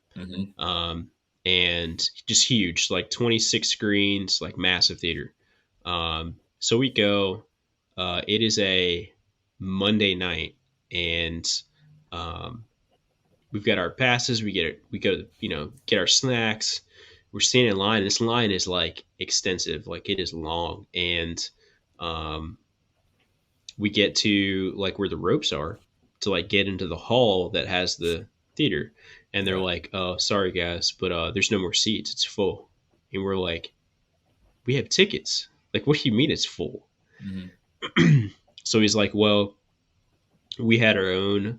The theater did pre-release tickets too, and I guess like they didn't talk with Fandango, and like so we both released the same amount of tickets." Oh man! Like, so what are we supposed to do, dude? And the guy's like, "Oh, I don't know." I don't know. Yeah, he's like, even complained to Fandango, and we're like, okay. So Dud actually gets somebody on the phone, which now it's probably impossible from that. I mean, that place is so. I mean, they own. I think they bought Voodoo from Walmart. They own like a lot of stuff. They own a lot of properties now. But so Dud actually gets somebody on the phone and gripes enough that they basically said like, yeah, this is becoming a problem like all over the place with this pre-release. Like you're the first person to call from Louisville about it, but you're not the first person to call from different theaters across the country. So they did a second day. They did a second showing on Tuesday night. So we went back and saw it on Tuesday night. Okay. But I'm really glad that we stuck with it because it is one that was like way more intense and fun in the theater. And those scenes, like seeing Ash's car and stuff, like little Easter eggs and stuff like that, man, meant a lot more on the big screen to me. It's cool. Yeah, so glad that we stuck with it. But yeah, crazy. That was like the beginning of my shitty theater experiences, probably. Man, remember back in the day when you would just go to the movies and everybody was there just to see the movie and everything was smooth. Everybody was so happy. There was a buzz in that theater. Everybody would laugh at the same time. It was just so nice, man. God.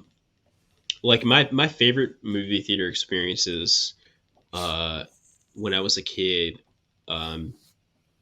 Halloween H2O, we snuck into it. I think I told you about that. And Texas Chainsaw 03. Dude, real quick, I went to go see that with my dad. I made my dad go see it with me. He's not a horror movie guy at all. About a third of the way through, he said, I gotta go to the bathroom, or never came back. He never came back. He couldn't watch it. That's like your dad going to buy milk and never coming back. Dad went to the store and never came. Exactly. I never saw him again. Never saw him again. Leatherface done got him. Yeah, Texas Chainsaw. It's just like very memorable experiences. Great theater experiences. The Ring, the first Ring. Oh my, The Ring, dude, great, amazing theater experience. The first Jackass movie. The first Jackass movie. Yes, was the days when, like I think everyone that worked at the theater were also. I mean, they were just kids. Yeah. So the ushers didn't really give a shit because they knew that this was going to happen. And I remember people were sitting on the stairs, like all the way up and down the stairs of this. Like people were sitting in people's laps. Like, dude, I mean, it was just like a great atmosphere, so much fun, and like, but people were there to watch this movie, and like. You know, when it wasn't time to be laughing, like people were quiet and like just letting it envelop them. And that's dead, dude. That those days are over. I just read that Regal is closing 39 theaters across the country. Yeah. I'm not surprised because Regal theaters seem to be the least frequented for some reason. I don't know why that is. Because I actually, when I went to go see 78, that's the best theater experience I've had in recent years was going to see 78. And I read that lucky. I read that it made the cut to stay. So it's staying open, which I'm happy about because whoever runs that place deserves that place to stay open. Or deserves for that place to stay open. So it's not closing, thankfully. Just to shout it out, it is Regal New Albany in Indiana. Hell yeah. Keep doing your thing, please. Yeah, keep doing great theater. Keep the dream alive. Love that place. In fact, I will drive there. It's way out of the way. I have a theater right down the street. Oh man, me too. And I will go 35 minutes out of my way to go see stuff at Regal New Albany just to support them and be a patron. But but anyway, dude, yeah, I don't know why it seems like anymore Cinemark theaters are the most busy that I've been to. Yeah. But they're just certainly not the best run. Yeah, I don't know, man. It's really weird. It's weird that there's like such vast differences in these companies that run these cinemas. But who knows, man? Who knows why? Man, what? Oh, Scream 6. Scream 6. Let's talk about Scream 6. Yeah.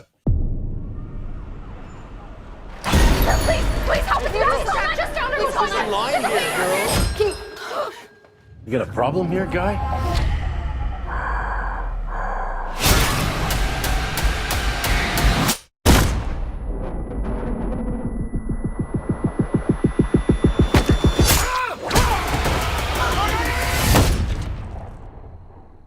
First, I want to talk about Scream 5 because I don't think we've really been on record to give our thoughts on Scream 5. I guess I'll preface this by saying Scream is my favorite horror franchise. That was the first horror movie I ever saw, and I love it so much. And I really like 2. I think 3 is my second favorite. I know I'm in the minority there, but I just have a fun time with 3. Scream 4, I think is very inferior and adolescent compared to the first 3. I think the first 3 just feels so much more cinematic than 4. A lot of people love 4, man. I'm not one of them. I think it's really cringy. And I actually saw a review the other day that says, "Why does Scream 4 feel like it was shot for the Disney Channel? Like it's shot like an original Disney Channel movie. It just feels so weird." It looks like it's a made for TV movie that was shot with an iPhone 14. It's just really weird, man. And I'm not saying anything no one hasn't said before, but like it looks like the lens was someone just plastered a bunch of Vaseline on it. Everything's very overexposed and like glossy. I don't think any of the new characters are good. I do think, as bizarre as that last act is with Jill like kicking her own ass, Jim Carrey style, liar, liar. As stupid as it is, I do enjoy watching that in the hospital sequence, which is, I don't know why there's no security or workers in the hospital ever, but it is regardless. I don't love Scream 4. It's actually my second least favorite. But moving on from that, I had a lot of high hopes for Radio Silence, and I really trusted everything that they were like saying and that they were doing and honoring for Wes and for this legacy, and that it means so much to him. And they just really, really disappointed me with Scream 5, so much so that it was like a dreadful experience. I saw it 3 times in the theater, different theaters, and everything about that movie I hate. I haven't watched it since last year, since the 3rd time I saw it in theaters, and it's a movie that I'll probably never watch again. I think what they did with the legacy characters was really bad. I think the story is very dry and cringy and stale and vanilla, and I feel like it feels like it's cooler than it actually is. On top of that, you have the really weird choice of like the dead dad soap opera storyline, which is a choice. Strange. It's a very strange choice, and they just steered this franchise into a direction it was never intended. And the way they do it, the way they go about it is so weird.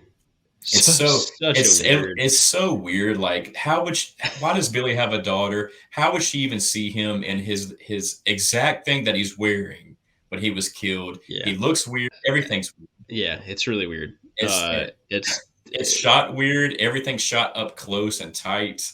You know what it reminds me of? It's like if there were 2 writers, right? Or 2 or 3 writers, and 2 are just really vanilla, boring asshats, and then you have one that's really good, and one is like, it would be interesting if we explore kind of like what if, and like did it in a way that was plausible, and then that guy gets fired.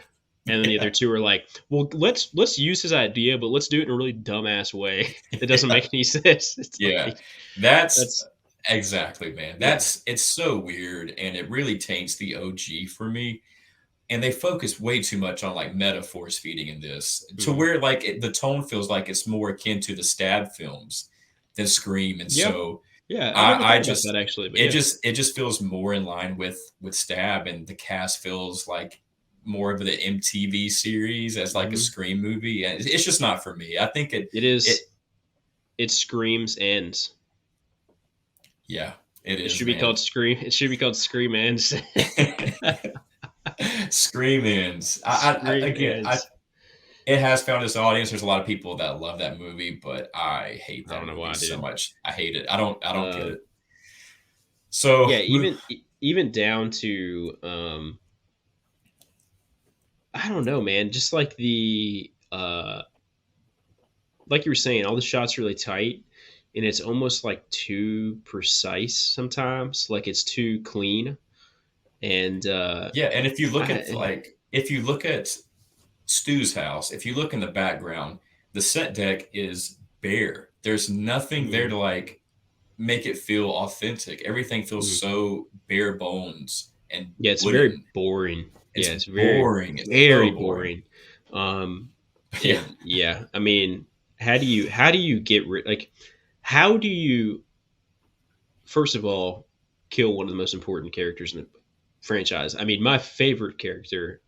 I mean, I Yes. can't say that he's the most important, but my favorite character. How do Yeah. you how why? What is the why? What is the point of that? What like I feel like the only point was to bring a shock value, and we're like, mm, okay, but it wasn't shocking we're at all. getting It was like the crazy. most ass water kill in the entire. Yeah. It's really the And most boring kill in the movie. I Yeah, don't mind them killing a legacy character, but if you do it, make sure that you do it yeah, respectfully and really like, holy shit, this works for the story. And they right. did it just for shock value. And I And hated it. They made him look they stupid. yeah. And I know Dewey isn't the smartest guy. I get that. But But I mean, man, this like, already happened. It already happened in Scream 3. The exact yeah, same dude. It's like what? He's not that stupid. right. He's Like learned from his it's like mistakes. He yeah, knows he needs to shoot them in the head. He's not going to go back in there and just stand over top and yeah, think about Gail. And so I hated yeah. how It they was killed Dewey off. I hated it. I it was hated it. ass. And I wonder if they knew at that point Mm. about Nev. Like, I wonder if they'd already started negotiations with everyone involved in five, knowing that six was going to be made, or that I don't know if when it had been greenlit, but I wonder when that conversation started, where Nev kind of bowed out, and uh, I don't know, man, I because mean, how do you not do everything in your power to make sure that woman is happy with? I don't know I mean, that's crazy.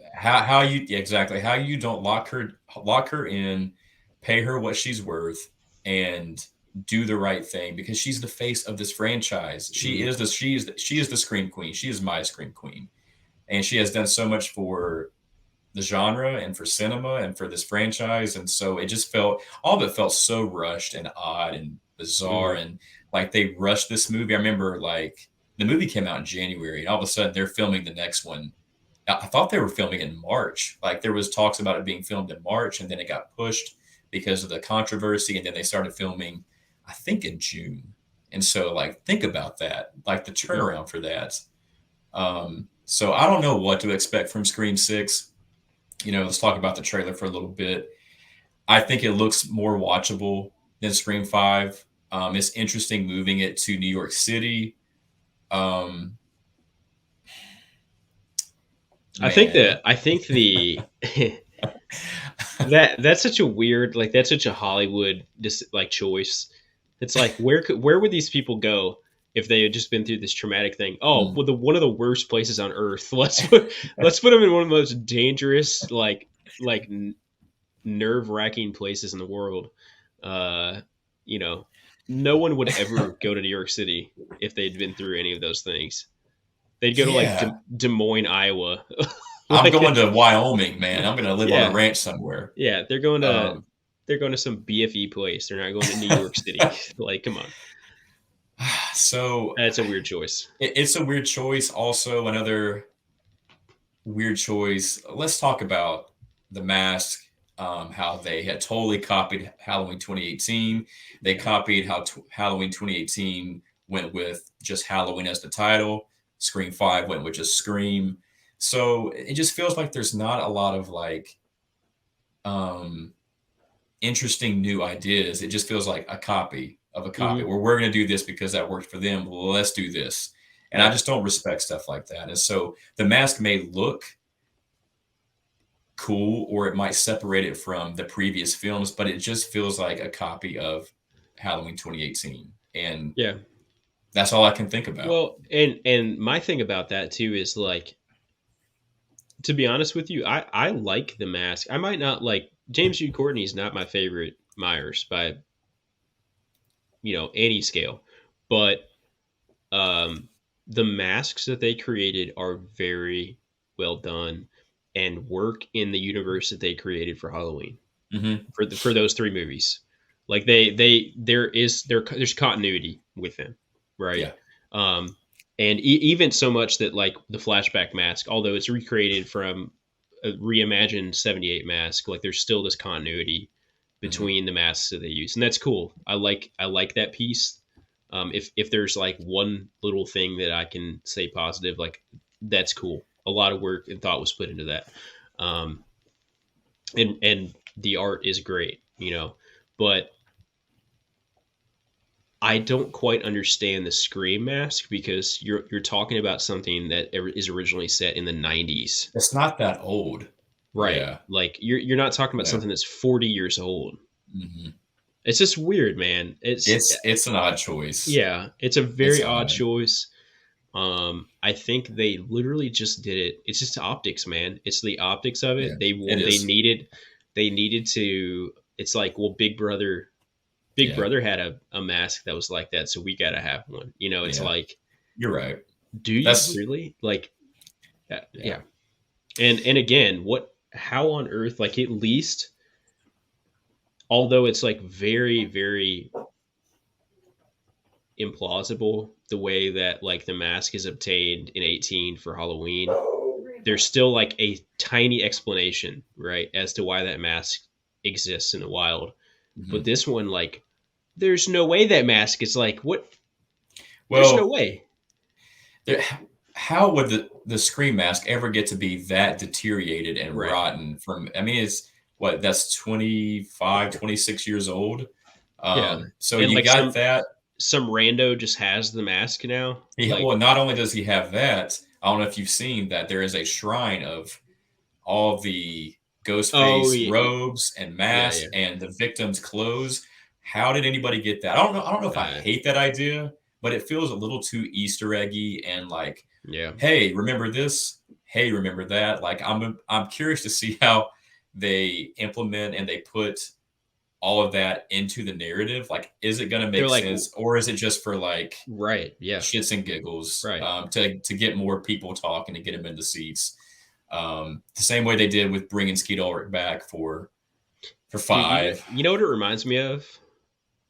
It reminds me of when like sporting event, like sports games. That sounds really silly, but like a baseball game, for example. Yeah, it'll be like, come to the San Francisco Giants game for Barry Bonds night.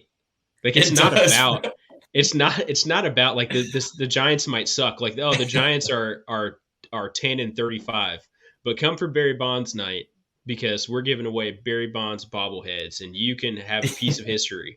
Like, that's what it feels like, man. It does. That's what it feels like. It's like, well, we'll give them a little bit of nostalgia and try to play off of the history of this franchise, but it's just like blank and hollow. And I'm good with nostalgia. I'm good with callbacks, but don't like have that at the forefront of your movie and have it like all the meta stuff and the Easter eggs be what is like leading your narrative in your movie. Like, I'm good. Like, focus on characters, focus on a story. I don't need something to be super meta. I don't need to have a great motive. Just give me something that is mean, cerebral, brutal. And I just even if it sucks, like, even if it sucks, man, like, convince me of even the most basic piece of like a puzzle in or a storyline or element, like the mask thing. And like I said, again, I don't love the way that it's represented in 18 with like the mask being like, oh, a friend from the Attorney General's office, but at least it's explained in a way that's like, okay, that might be plausible. You know what I mean? To where it's like, oh, there's just a bunch of victims' clothes and evidence just sitting around together. It's like, why would any of that stuff be together in the first place? I know we got to Uh, suspend some level of disbelief, but but give me a break. You know what I mean? this Like, just feels very like heavy style over substance. And I don't know, man. I'm gonna go see it, but I'm if I heard I listened to Dave McCrae. I don't know if you follow him on YouTube. He was talking about who the killer could be and how mm-hmm. we have Billy's daughter Sam, and we have that thing brewing. Maybe the killer. Maybe Stu had a son. Maybe it's Stu's son. I'm like, stop. We are not Yeah, Star Warsing Scream. I'm done with the soap opera, the family tie-in. I don't need any of that. And so, like, yeah. I don't know, man. I just hope it's. I don't know, dude. A lot of people Yeah. are excited for it, but I I am. hope that it's entertaining. I hope it's watchable. Yeah, I hope Because it's. I just. five isn't. Five is not even watchable. Yeah, It's agreed. I bad. I hope it's watchable. I hope it's brutal and smart. That's it. Mhm. Um, What do you think about Ghostface in this controversy with the choice of a weapon, where people are like, Ghostface has always had guns. It's like, no, yeah, that's he's not only had really a the case. gun. They've only had a gun once they have taken their mask off and Right. they reveal that they're Right. the killer. But it's not like he's walking around with the gun. Yeah. I figured that's how he got the gun was from the shop owner. He took it from him, and it does give you a more sense of like, whoa, this is different. This is threatening. I don't think he'll Hmm. be running around using that. So I don't hate Yeah. it. It's a little bit different urgency, I guess. Hmm. I'll be interested to that scene interests me. That I don't know that I want to say. Well, yeah, I'll say it. It doesn't matter. I Say I it. don't I don't think for some reason I feel like that scene either a they'll pull a Halloween Ends and that scene actually won't be what it looks like in the trailer. Mm. That it's just spliced together, or it's stuff that's from reshoots and it won't actually be the scene that we think it's going to be. Or B, somehow that's not the same ghost face that is the ghost face that is the main villain Mm. in the rest of the film. I don't know.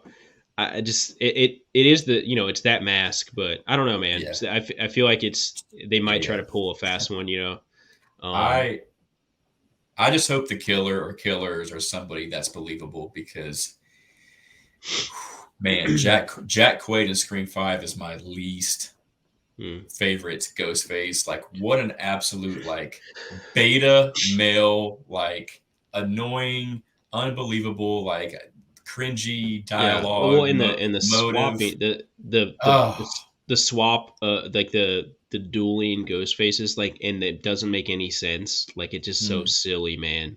Um, yeah, nothing in five makes any sense. It's the most like Especially Amber gutting Dewey, lifting him up with two knives. Like none of it. no, it's just dumb, Anyways, dude. Just it's real dumb. But bad. yeah, six. I hope I hope that it's watchable. I hope that at least like even if it's just silly, I hope that that there are enough scenes in it that make it more interesting. Me too. Um, but yeah, man, I don't know.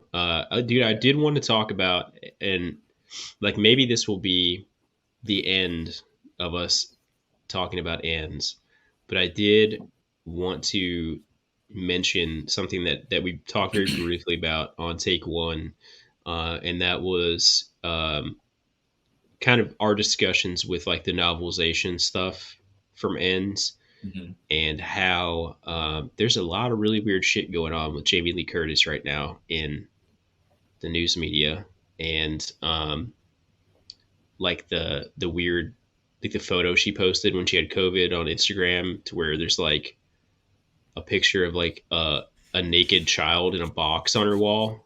Like, have What? you seen all that? Yeah. No, is this on Some her weird. Instagram? No, she deleted it, and that's the controversy. There's like it's Oh this man. Oh it's no. this famous photographer that does like very edgy, like Mm. weird photos. But people were like, "Yo, why is there a picture of a naked kid in a like you? It's not like full nudity. Like there's no like you don't see Mm. genitalia or anything. But um, people were calling her out like, "What on earth is on your wall? Why do you have that on your wall?" And then she deleted it, and she didn't comment on she didn't explain anything. So was this a picture that was on her wall in the picture of her? yeah, no, Oh. she posted a photo of like some dining room set that's from that film where I don't know what her character is, but it's the one with the like time traveling kind of woman that I can't think of like what the name of it is. Of the movie? Yeah. Everything Everywhere All at Everything Once? all at once, yeah. So it's like some piece of furniture from that, and she took a photo of it and was like, "Oh, I'm happy to have this stuff." And like in the background, there's Oh, a I see it. photo. Yeah, it's fucking weird, man. Ew, So dude. I know. What on earth? What is that? It's So like Gollum in a fetal dude, it's position. really weird. But anyway, man. So all that to Okay. say, dude. All that to say, um, highly, highly recommend that you read, if you so choose, read the novelization of Ends. If Mhm. you just have that lingering, just like nasty taste in your mouth about that film, it's not Yeah, going to take it I out. do.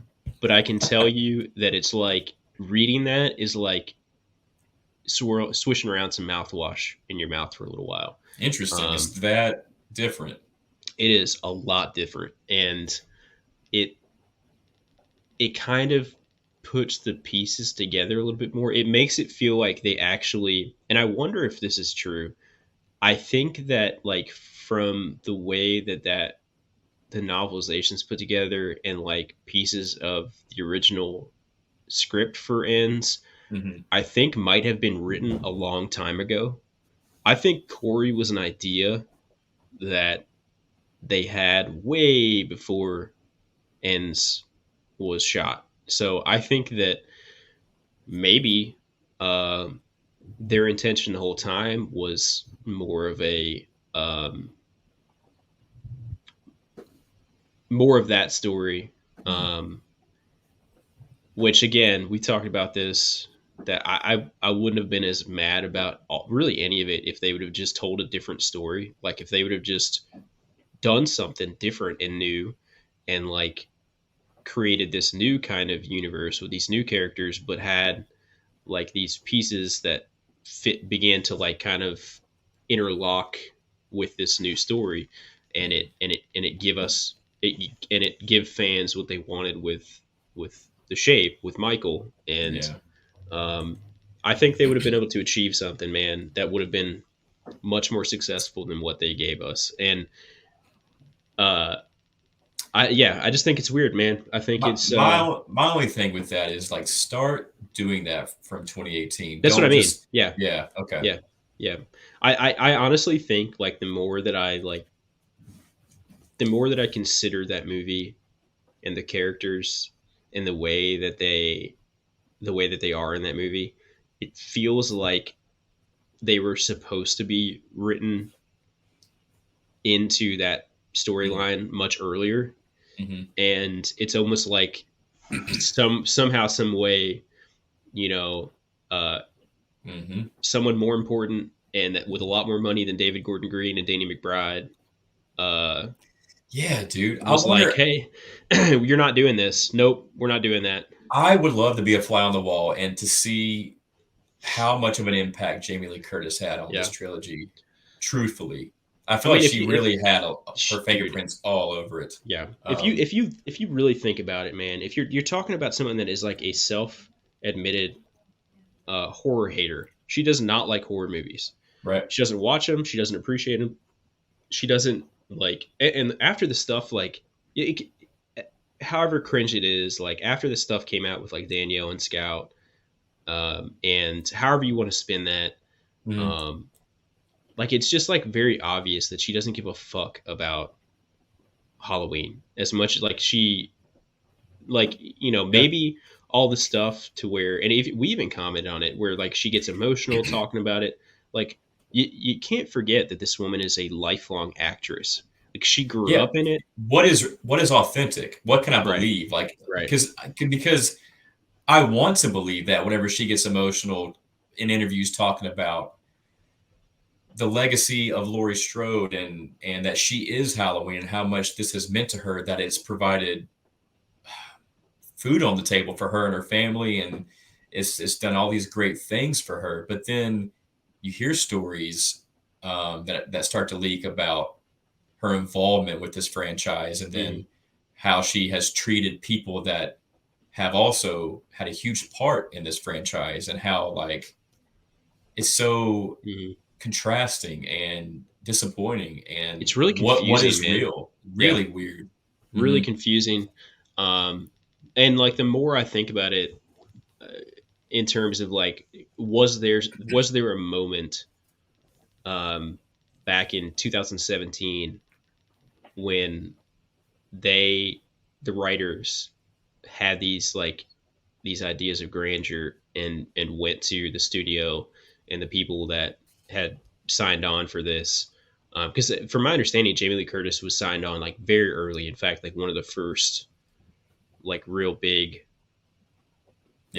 people that because I don't think they really wanted to do it without her or without John Carpenter's score. So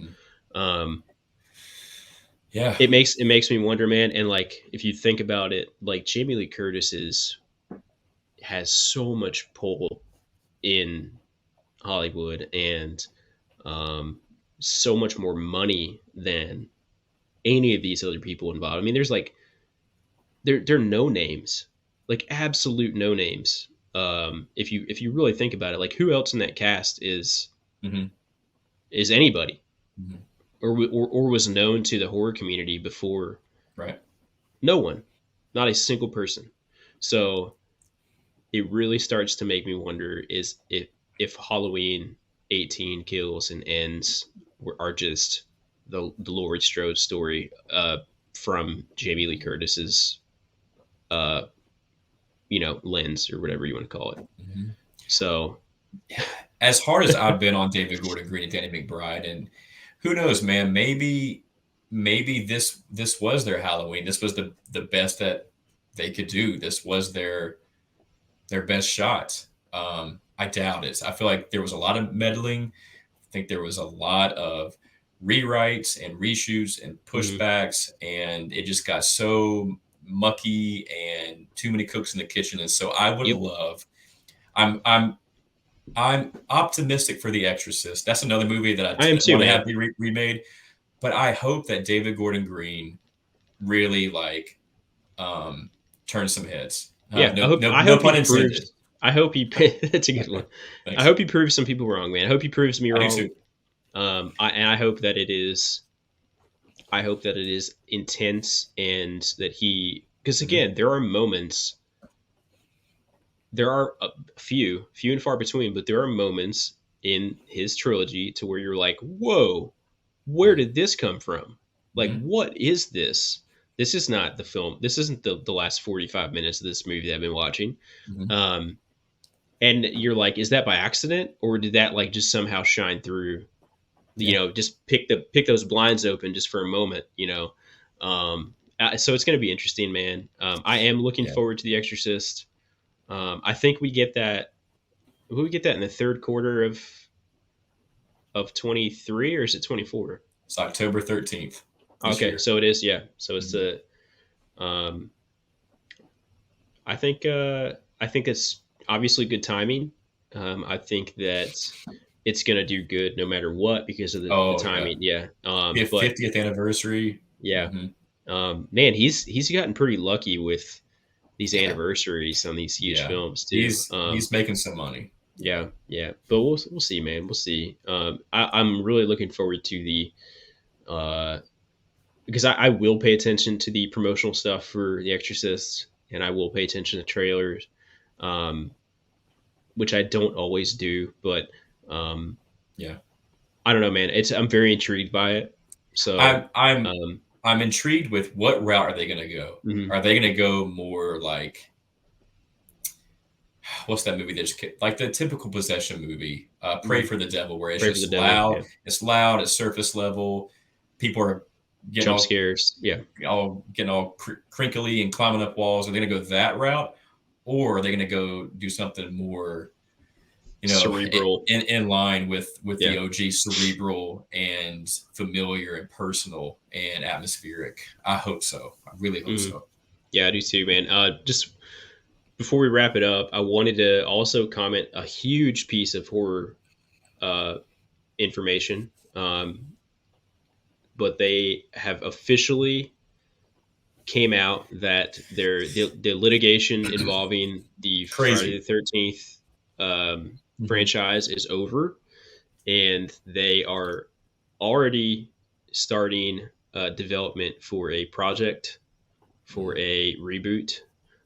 Which, you know what, dude, like I'm all in for that. I've never been a huge Friday fan. I do there's some moments in a few of them that I enjoy. Um, and there are a few things in the the Marcus Nispel remake that are great. There's parts that look amazing, but again, it's like an MTV teeny bopper version of Friday and Jason Voorhees. But um, I'm all in for this, man. I'm excited about that. I think it might be like that. Mike and I talked about this. Like, do we need a new franchise and a new character? Like, do we need a new big horror icon, or do we just need one to be remade in a way that makes sense and it has like gravity behind it? And you know what, man, if the right people get it, I think it can be that new piece of the puzzle that horror fans are really looking for, in a slasher at least. And I'm all in for it, man. I'm excited about that. Super excited about it. I'm not a big Jason fan, Friday the 13th fan either, but I am ready for like a new take on that story, that character. And I just hope it gets placed in good hands. And also, I think, man, A Nightmare on Elm Street is like right there. And could you imagine the right creative team and artists that get behind that and give us something truly like fucked up and fresh and terrifying? Like it's right there, man. It just depends on who gets it.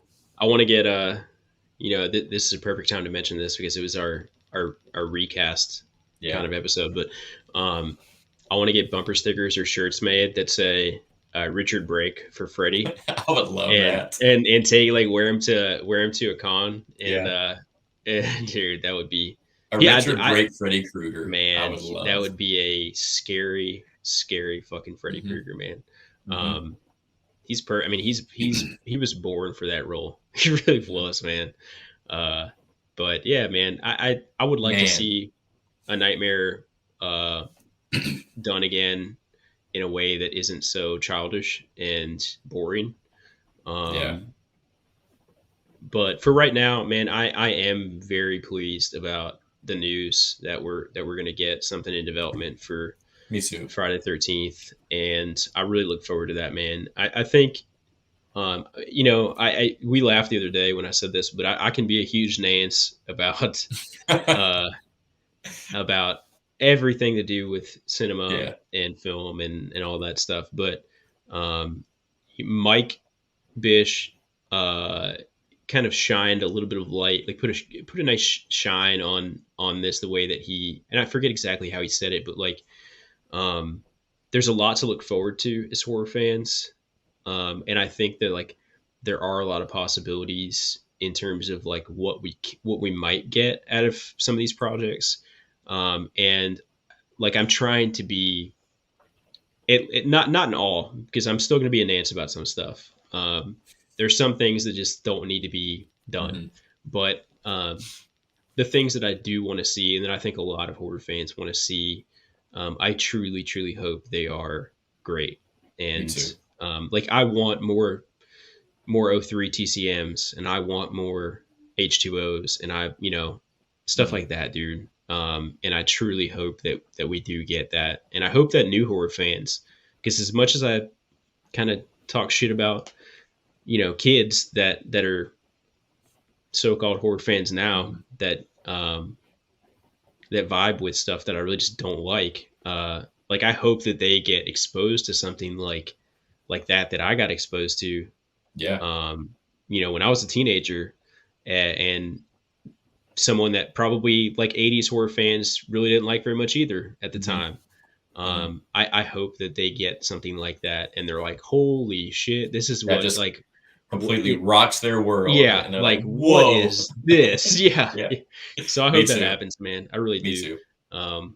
But we're gonna find out whether we like it or not. So Yep, exactly, uh, man. I'm rooting yeah, for it. Right there with you. I think that was very well said.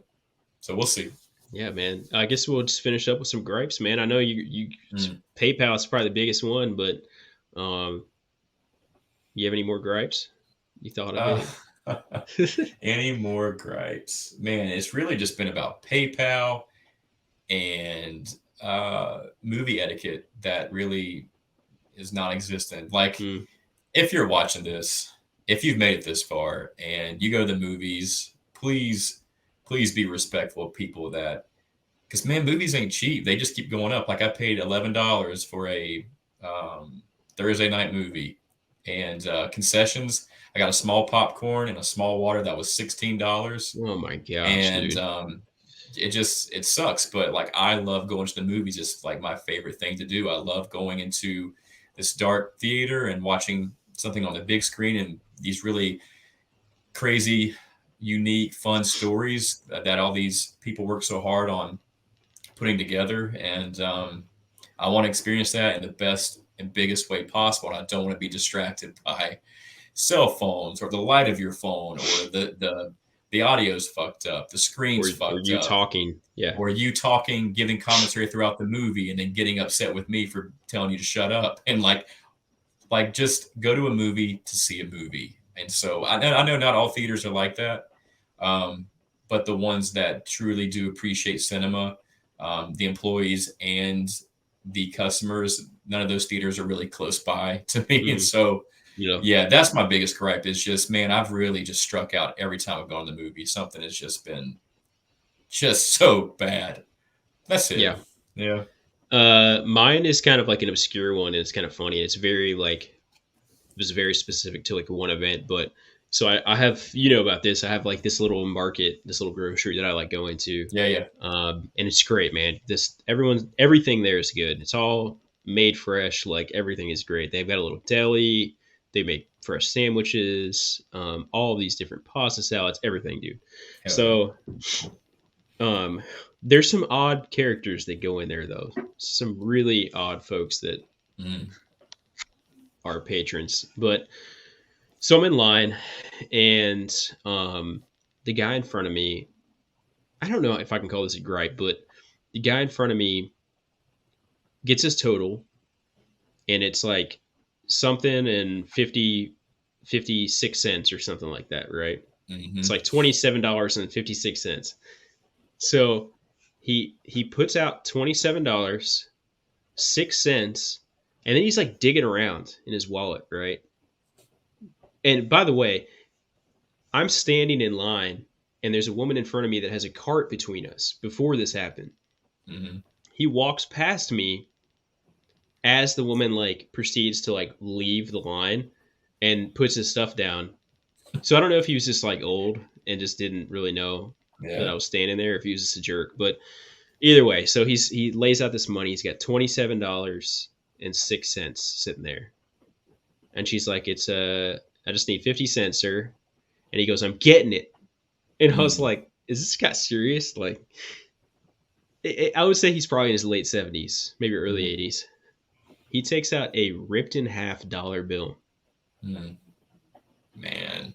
and sets it down there. And she goes, "Sir, you'll have to take this to the bank to get a new dollar bill. Like, I can't accept this. It's ripped in half." Mm-hmm. And he goes, "Oh, it's ripped in half. That means it's 50 cents." No way, And, man. dude, I about cracked up laughing. If it's ripped in half, I didn't think you were going to go there with that 50 cents. story. That's what he Oh, says. man. And I didn't tell you this because I wanted to talk about it on the podcast. But I wonder if he was being serious or if he was like he just was being serious, dude. being a He dick was- to her. Okay. He was being serious, man. So she's like, "No, sir, it's actually not worth anything. You'll have to take it to the bank, and they'll give you a new dollar bill. Like, do you have the other half?" And he goes, "Yeah, it's right here." he's like, yeah, you can just take this. And this girl is like probably like 17 years old, right? And like I'm surprised that she knows this. So then like she kind of looks at me, like gives me like this like side eye, like, okay, is this guy gonna like understand what I'm saying here? So I was like, yeah, she's 100% right, sir. You can take that to your bank or any bank, and they will give you a brand new dollar bill. And he goes, but I mean, why the hell should I need to do that? I don't go to the bank. I've got it right here. And I was like, well, boss, no matter what you think, that ain't worth 50 cents. so, so I'm standing there. I'm just like, oh my God, I want this to be over. I wanted to get my hot sandwich so that it's still hot when I get home. So I just happen to have, I never have cash or change. I had 50 cents in my pocket because somebody left 50 cents in the cup holder in my car. And I'd put it in my pocket. And it was funny is I actually put that pair of pants on like just to go to the store that had the 50 cents in it. And I felt it in my pocket and I was like, oh, you know what? Boom. There you go, sir. You have a really good day. Make sure you go stop by that bank of yours. Dude, that's like, funny, that reminds me of the coin in No Country for Old Men. Oh yeah, this coin. Whoa, yeah, don't it's not just any other coin. Yeah, that's it'll mix around with the other ones. Yeah, but it is just. But it is great movie. I watched that the other week. But it is a great movie. Man, I haven't heard of a story like that. It was bizarre, dude. I'm glad you had 50 cents for him because who knows how long he would have stayed. Oh God, I wanted to just like, dude, I wanted to put the freaking little basket over his head and just push him out the door. But I had not a gripe, but I was at the store and I saw this as I was walking in, this little old lady on a motorized cart. No, but she didn't have enough money to pay for her groceries, and I saw this guy just like signal to the cashier that he would pay for it. And so like I was like, man, that was nice to see. Like that was just nice to see. And so just wanted to say something good that I saw. That is nice, man. In this world. Nice. I dig that. I dig that for sure. You know, some stores like won't let you do that. I don't know why. Which is pretty fucked up, man. I don't think Walmart will. I think Walmart is one of those places. It's like their policy that you can't do it. Well, Walmart doesn't have any employees anymore, and so people just, that's weird. Yeah, Walmart's also run and owned by assholes, so kind of makes sense. But yeah, it's a good, I like when that happens. Like kind of like the not pay it forward, but like just, I did that once at a coffee shop. I could tell that somebody was on a date probably and just thought their card was going to go through and it didn't. And instead of like, I could see, cause I go to this coffee shop pretty much every day and I could see in the woman's face that was working that like something was wrong. And I was like, did her card not go through? And she was like, no. And I was like, I got it. Like, I don't save this person the embarrassment of their card getting declined. Cause like everyone's been there, man. Like we've all been kids and overdrafted our fucking bank accounts. And so, stuff like that matters. I think like in some way, it's just like a good energy, you know, it's like, it just feels good. Yeah. It just feels good to do. Yeah. You're putting it out there into the world and, you know, like you might get it back, you might not, but, feels like the right thing to do and you should do it if you can. Yeah, absolutely, dude. But, man, I'm still really thinking about like, I'm festering on those picks. And I really like yours, man. I think I wish I would have done more than like, I wish I would have had options. Like you did, but now I like that yours was precise. You're like, this is who it's going to be. For me, it was just hard, man. Like, especially for Quint. Quint is just such a great that one's impossible, man. That like you could even pick the right person. It could be the wrong person. You know what I mean? Like it's that one's tough. But just again, disclaimer: we both hope that neither of those movies are ever redone, and will be. Yeah, don't even fucking think. Don't even. You know what? I don't know that we should even. Let's not air this, man. Nah, we're gonna put it out. Yeah, just delete it. Let's scrap it. We would have been talking on fucking voice message for the last 3 hours, anyways. Yeah. Oh man. Well, I had fun, dude. I'm glad we got back on here. Good hangout time, man. Yeah, and we'll talk to everyone again in about three and a half months. If you're lucky. If you're lucky, man. We'll have the next episode will be Halloween 23. Yeah, we'll be even slower and older next time. Slower and older, more boring and dumb. More boring and dumb. But it was fun, dude, man. Had fun, man, and glad we got back on. Me too, man. Get ready for some more guests this year.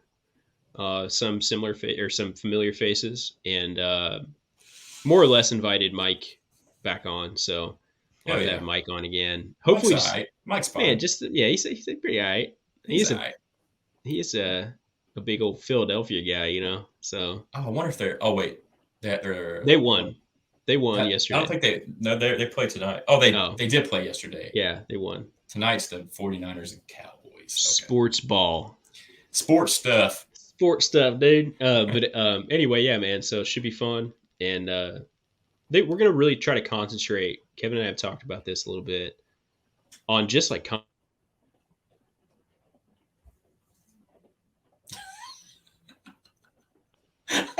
what happened, man? Dude, you froze at the perfect moment. You said, Kevin, I'm really going to concentrate on, and then it just froze on your face. Yeah, you froze up too. It was weird. I don't know. Maybe something happened. But either way, we want to focus on like conversations that are just like open-ended instead of having these like top 10s all the time and stuff like that. It's just a more organic thing. And I think we end up having more fun. And I think it's more entertaining for listeners. So also, I wanted to say this. If you are somebody that we talk to or that we don't talk to, that we've never even met, please like reach out to us, have conversations with us about this stuff. If you disagree or agree or have like a new, you know, framing for something that we're talking about or a different lens, like, and like, we could absolutely love to have you on. If it's something that works, I mean, that'd be cool. Yeah. Listen, as geriatric as we are, maybe as stuck in our ways as we are, I love conversations. I love debate, and I love being proved wrong. And I loved looking at something through a different lens and hearing different people's takes and opinions. And so I just don't want people thinking that, you know, we're just Nances and we just gripe and are just like, don't welcome any of that. Hell no. We're both master debaters or something like that. You know what I mean? Just kidding. Just joking. We'll bleep that out. All right, y'all. Thanks for listening. If you made it this far, and appreciate everybody, and hope everyone has a good week. Love you guys. See ya.